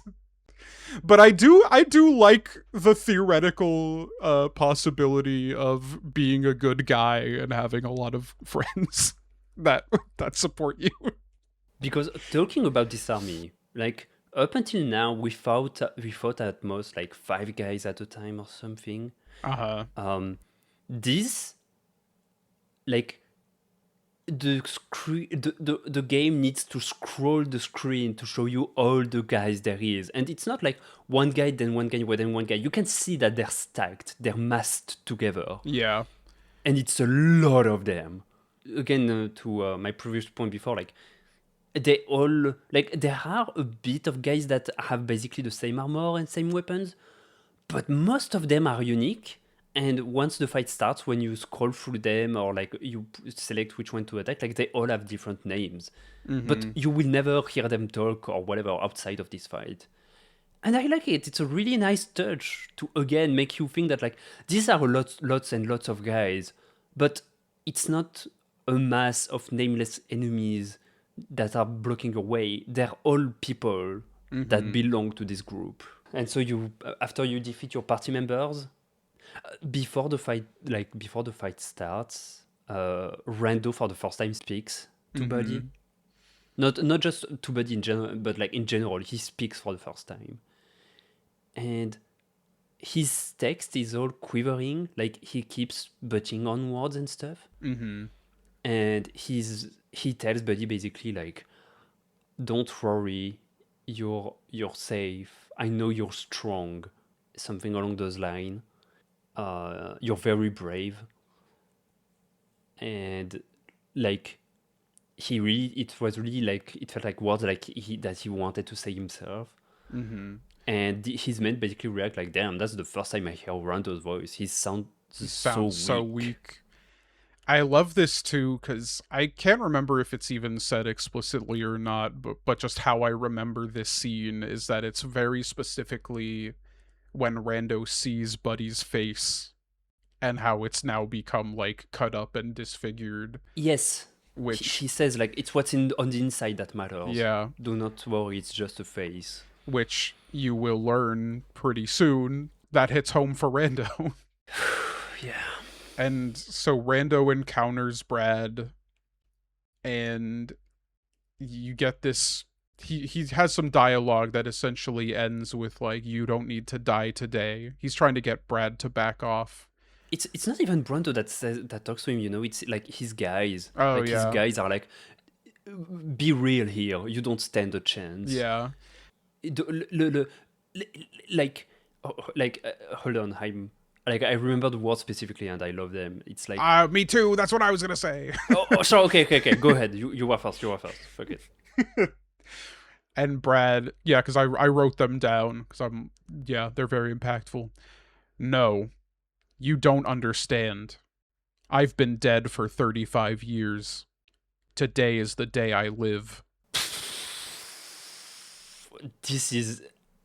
This goes so fucking hard for something to say before your last stand. Uh-huh.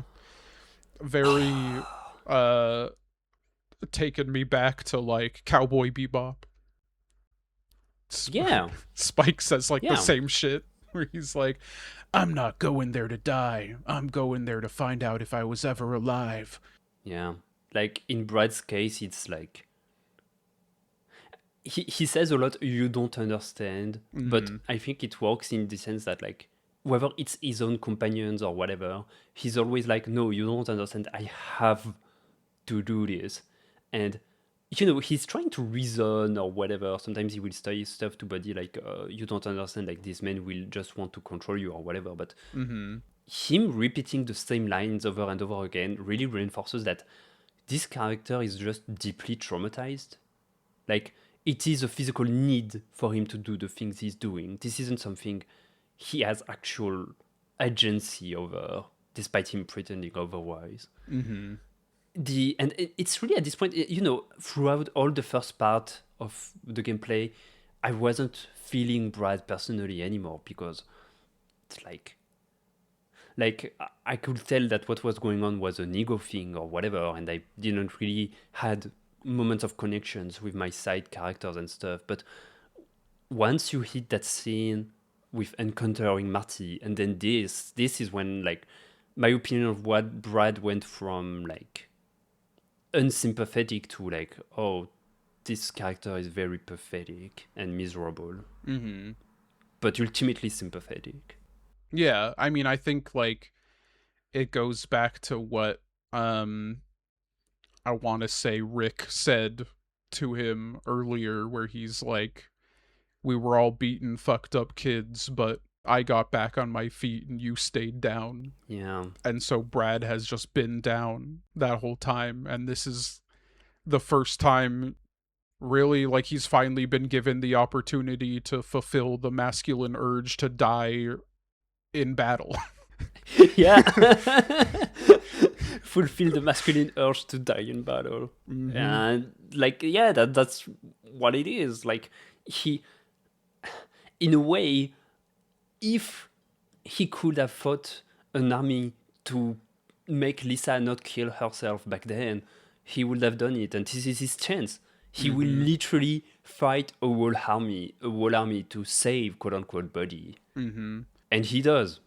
You start the fight, and your failure class Brad is now completely juiced up on steroids. Whether you use Joyce or not, it doesn't matter.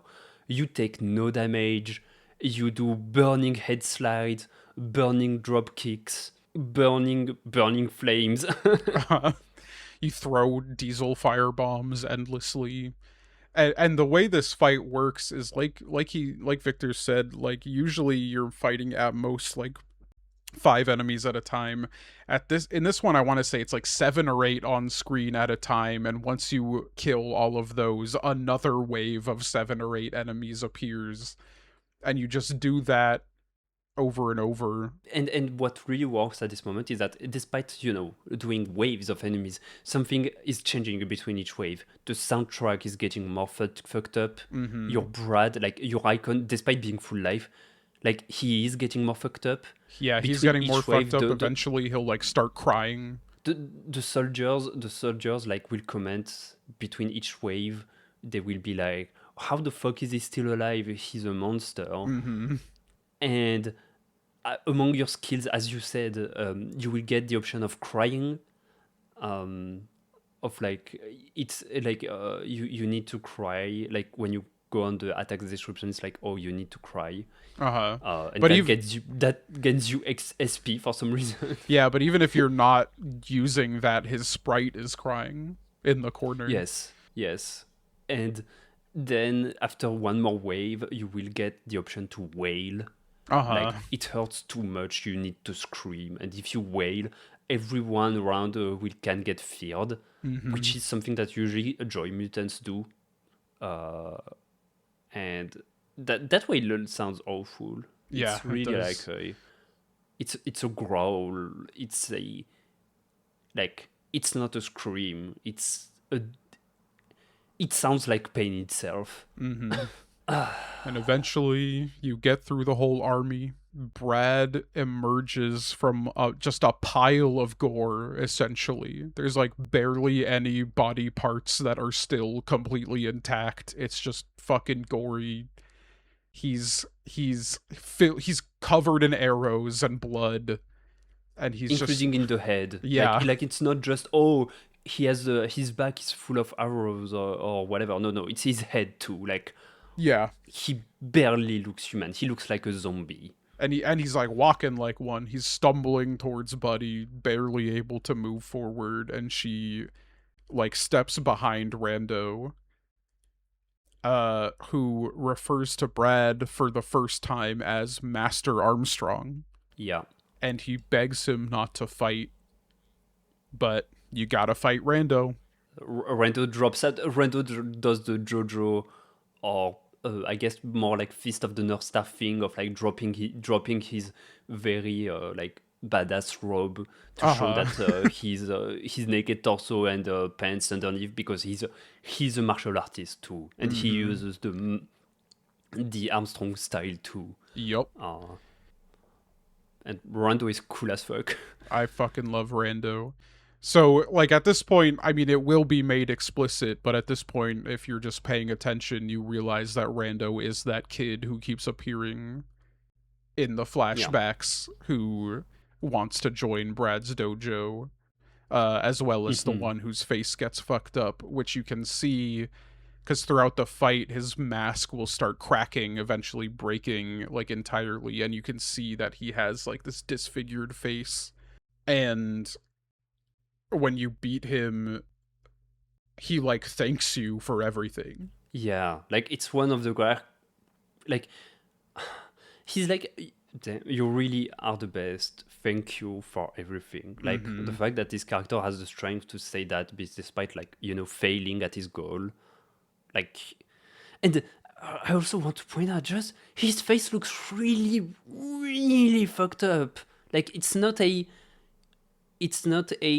tragic disfigurement that you can see in other medias. Even in, I would argue, in Clair Obscur, Alicia's face looks fucked up, but not like as nearly as bad as this one.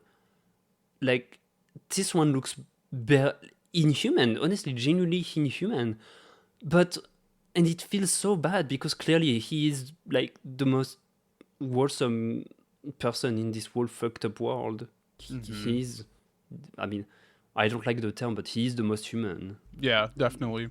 But yeah, you beat him up, and Brad walks forward and forward and forward, and eventually he gets to Buddy, and this is the last conversation he will have with her. Mm-hmm. And yeah, she basically is just Why are you doing why are this you to me? fucking doing this? I finally had a chance to choose something for myself. And Brad, I wrote this one down again. Brad says, "For good or for evil, it didn't matter. Those men wanted to use you. People are always going to try and use you and hurt you. Choose your life for you." Which is clear, like, he's kind of projecting on her. Like, he's not Yeah, wrong, but he's like, part of what has driven him this whole time is that he's projecting himself onto Buddy. Uh, and he has been used and abused his whole life, and so he is thinking that he's protecting her from that when really he's just contributing to it. it's also like Buddy replies by, "Don't you lecture me. Yep. Why are you trying now to be a dad? You've Because he's been on joy and shit and abusive all this time. Like, why is it that now you are ready to slay the world for me And Brad when you says haven't been a dad for all this time?" I can't let anyone hurt you. And she says, "Brad, you've hurt me the most." And at this point Brad just like collapses And cries. and Like, there's a cries. tear that goes down his face. And he asks her to hold him because he's never been held before in his life and he's clearly dying and he wants to know what it's like to be held.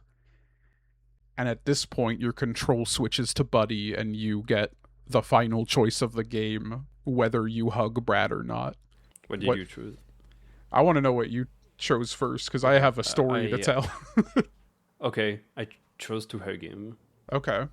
So for me, like I said earlier, I always try and make choices in the game based on what I think the character would do, not as what I would do.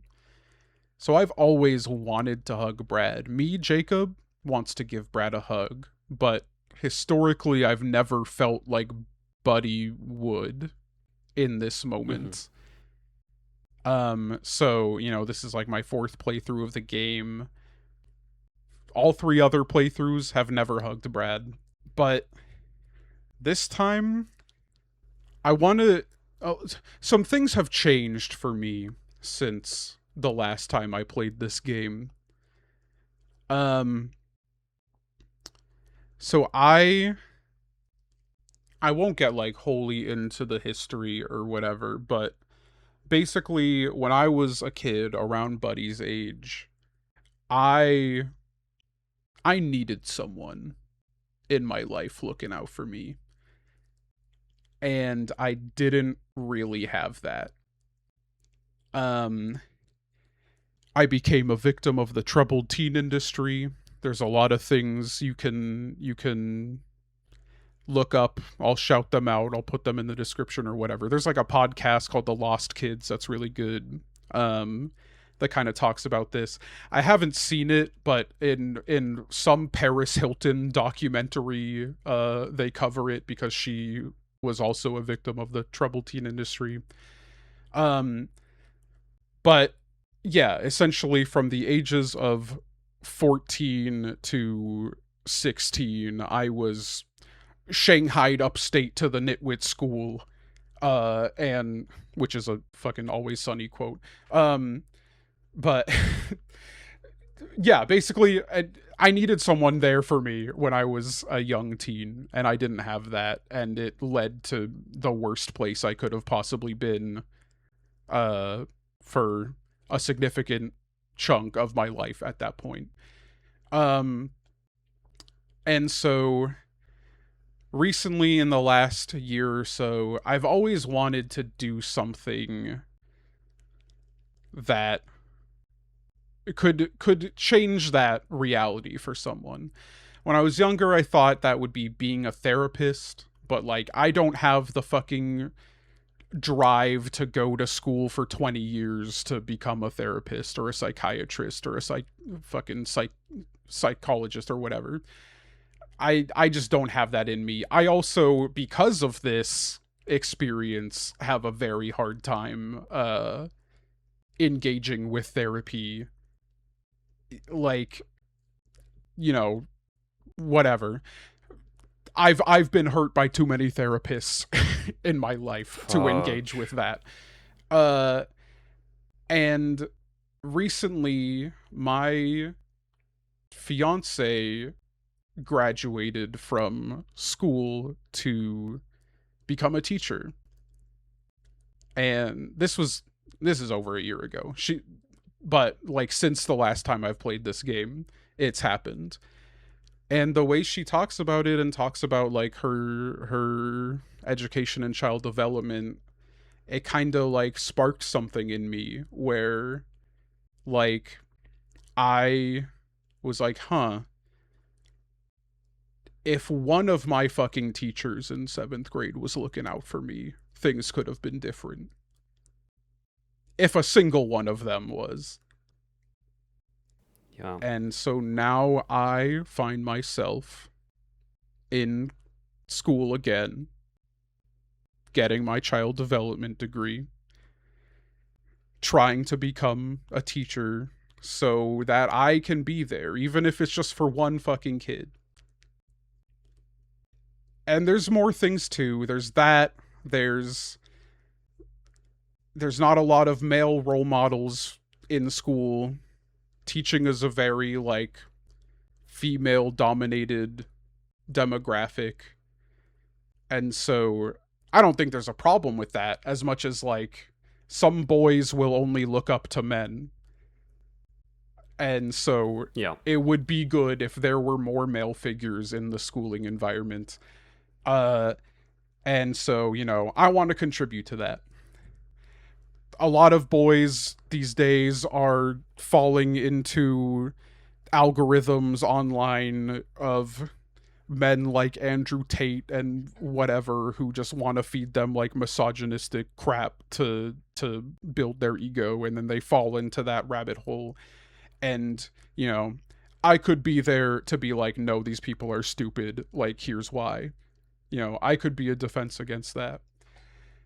I say all this because this time around, I that line that Rick said really stuck with me about how they were beaten, fucked up kids, and Brad stayed down. And for a while, I was down. I I foresee a reality where I became Brad. But I got lucky enough to not. But a lot of Yeah. people aren't that lucky. A lot of kids become Brad. And so when I find myself having the choice whether to hug Brad or not, I this time around I see the kids that I want to help. I see myself back then, and I fucking do it. I hug Brad for the first time as Buddy. Because at this point, like, I can't be Buddy anymore. I still don't believe Buddy would have done it, but I needed to do it. For me. That's I I I mean, I don't want to send like empty words of congratulations to you or whatever. Like, I think it's great you're doing this. Thank you. More like, I think that more importantly, having people that are having people that we can look at each other's eyes, that are at arm length, that you can feel the presence of physically. Like, I say this as someone that's more or less terminally online. I think this is going to be this is important. I think that when I think about the few encounters in life that I've had, the few adults that have tried to reach out to me, though failed, but at least tried. When I think about that, I think that there is a world where I would have become Brad, and through a series of miracles, but not just miracles, also people going out of their way to reach out to me, whether it's in real life or sometimes just an offer that had people like me in mind. Like, it changed me. It their legacies ended up reaching me through one way or another, and I'm I don't know yet how I'm going to repay that, but it genuinely warms my heart that you found a way. Sometimes sometimes you can't pay it back, you just gotta pay it forward. Yeah. I mean, the point is that you do it to someone else that would have needed it, not to the Yeah. person that brought you the help, Mm-hmm. because this is how you go forward. You don't just stay in the same cycle of like this would be silly if Uh-huh. we always only paid back the ones that helped us. Then then who gets help in the first place? Mm-hmm. How are kids that are never going to themselves understand what is it to reach out to someone, how can they ever reach out to anyone if no one ever reaches out to them? Yep. That's what I'm trying to have some kind of impact on, even if it's a tiny one. And to come back to that scene, when Buddy tells Brad, you're the one that hurt me the most, it it I did a double take because I was like, it is kind of strange of Buddy to say this despite literally having a man tear off her eye and face Mm-hmm. just a moment ago, and Brad like never tortured her in that way. It feels like I understand what the offer of the game is trying to tell me here, but why is it that Buddy, the character, is acting this way? It feels a bit too extreme. This is what I thought initially. But then I did I guess a triple take at this point, and I was like, if I had to point out a person in my life that and say this person hurt me the most, who would it be? I was a troubled teen too. I got bullied to shit, and like I know that some kids had it worse than me. I know it for a fact because I watched them. Um, I know that some kids had it worse than me because they had a household that didn't have that had worse financial means. I know all this stuff, but like it's I was still stuck between a shitty school and a shitty household. And despite all the bullying and shit, if I had to point out to one person that hurt me the most, it would be my father. Mm-hmm. Because even if it's even if he never physically abused me, him choking me out throughout all my childhood and my teens and never ever moving out his ass for me in any not meaningful or not meaningful manner, that it hurts you in a special way, in a way that can't quite heal, in a way that like today when I think back about the bullying and stuff, I can reconcile this past with the experience of bullying and just like reconcile with it, with the fact that it wasn't my fault and that like it's not something that could have been fixed by me alone, something that I can cope with that truth. Mm-hmm. But even today I cannot cope with how much I fucking hate my dad, and I felt Buddy so strongly. And so it seems weird that I would choose to hug Brad, maybe, but I guess in a way I was feeling sympathetic towards Brad in a way that felt completely opposite to my feelings about my own father, because despite everything that I've said, like, if it Brad is kind of cool actually in reality, despite everything. Uh-huh. I mean, I I think mean, I think the like almost universal choice is hugging Brad. I feel like I'm the minority in just what I've seen online. the reason for that is because it's a dude's game. Of course, most dudes will be like, "Oh, look at Brad! Look at Yeah. him trying so hard." Of course, you would hug him, and like, and I'm not, in a sense, when I tell about my own trouble history and my daddy issues, I'm sure I'm not this different from all these dudes. Honestly, Sure. like, yeah, um, it's amazing the way it is.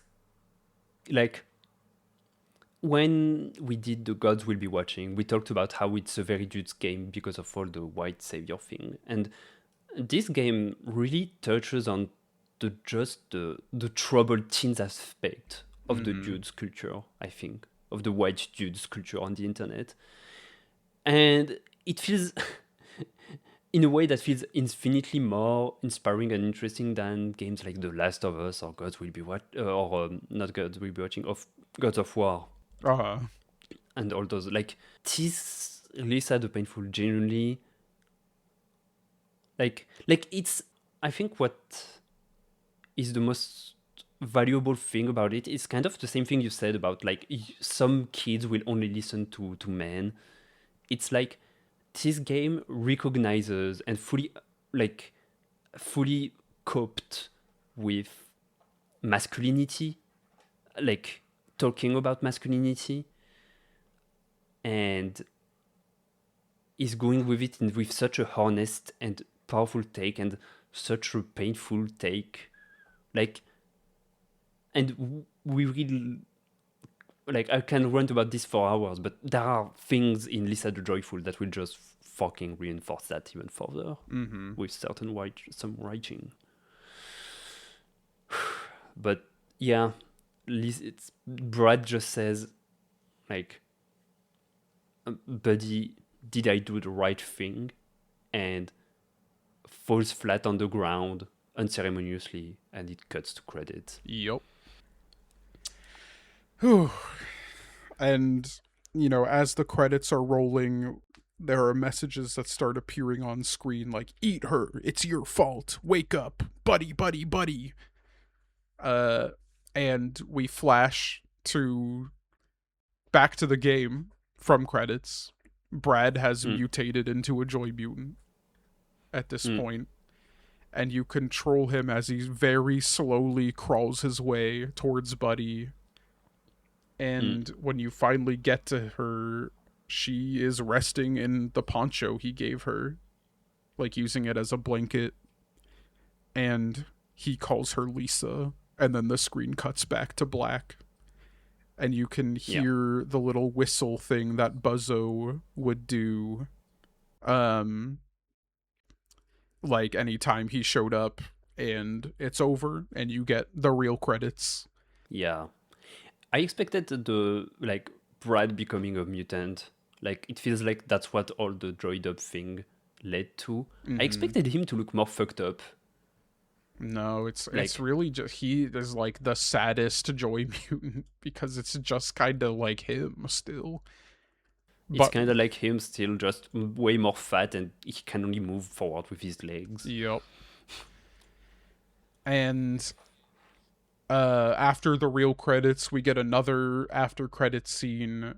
Theoretically, you get two. I'll get to the one that I like, where it cuts back to Brad before the apocalypse. He's in his gi, like going back to his dojo, which has been completely wrecked and devastated. And in the corner, you see who we now know is Rando, cowering in the corner.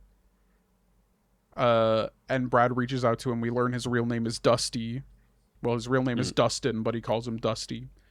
And his face is just covered in blood, as if it's been like completely ripped off of his head. Yeah. And he apologizes again for like being too weak to fight back, and tells Brad like the man who did it says he did it for Lisa. And Brad walks away, and once Brad is gone, Rando calls him dad. Yeah. Brad acts very strangely in this scene. Like he doesn't reach out to Dusty. He almost runs away from him. I think that is very much the case, is him running away from it. Yeah. Which I wanted to get into the stuff added in the definitive edition content. Well, I guess I should say, if you did the Paint or the Joyless playthrough, you get a little conversation between Buzzo and someone named Yado, who we don't know yet. But he basically just talks about how he developed Joy, and talks about like how he was intentionally using it to mutate people for whatever nefarious purposes that we'll learn in the Joyful. And Buzzo is basically walking with him Yeah, he's working for for some him. reason. Mm-hmm.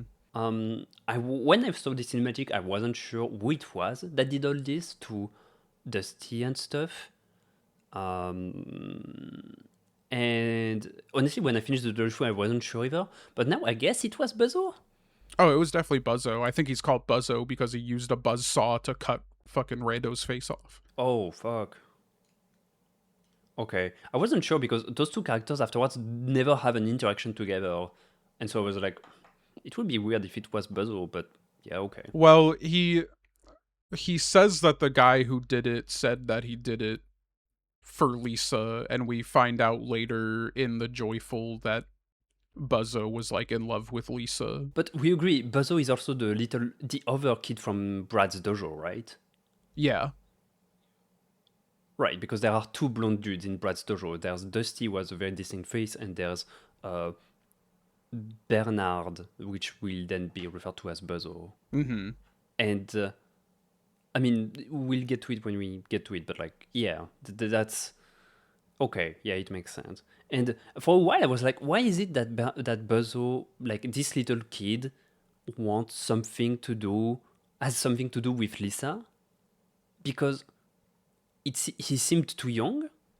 Like Brad's dojo, Brad is full grown up, has a beard, has a pompadour, and he has these kids with him. And it felt to me like Lisa killed herself before all that happened, but I guess she killed herself after, and she had a time to make bond with Buzzo, I guess. I mean, yeah, I wasn't certain of that timing wise, but I guess it makes sense. Well, that's one of the things that I found like most impactful about the definitive edition stuff, is that you get kind of more of a lock on the timeline there. I feel like I've missed on some stuff then. Oh, you definitely got to at least like watch the last conversation that happens in there. Oh yeah. If you haven't done it. So that wraps up Lisa the Painful. There is still stuff to talk about in it with the definitive edition content, but I want to reserve that for after our Joyful discussion, because I just think there's kind of some stuff you gotta know about the Joyful before you really get into it. Join us next time where we will be playing through Lisa the Joyful. I hope you have a good time with it. Goodbye. Man.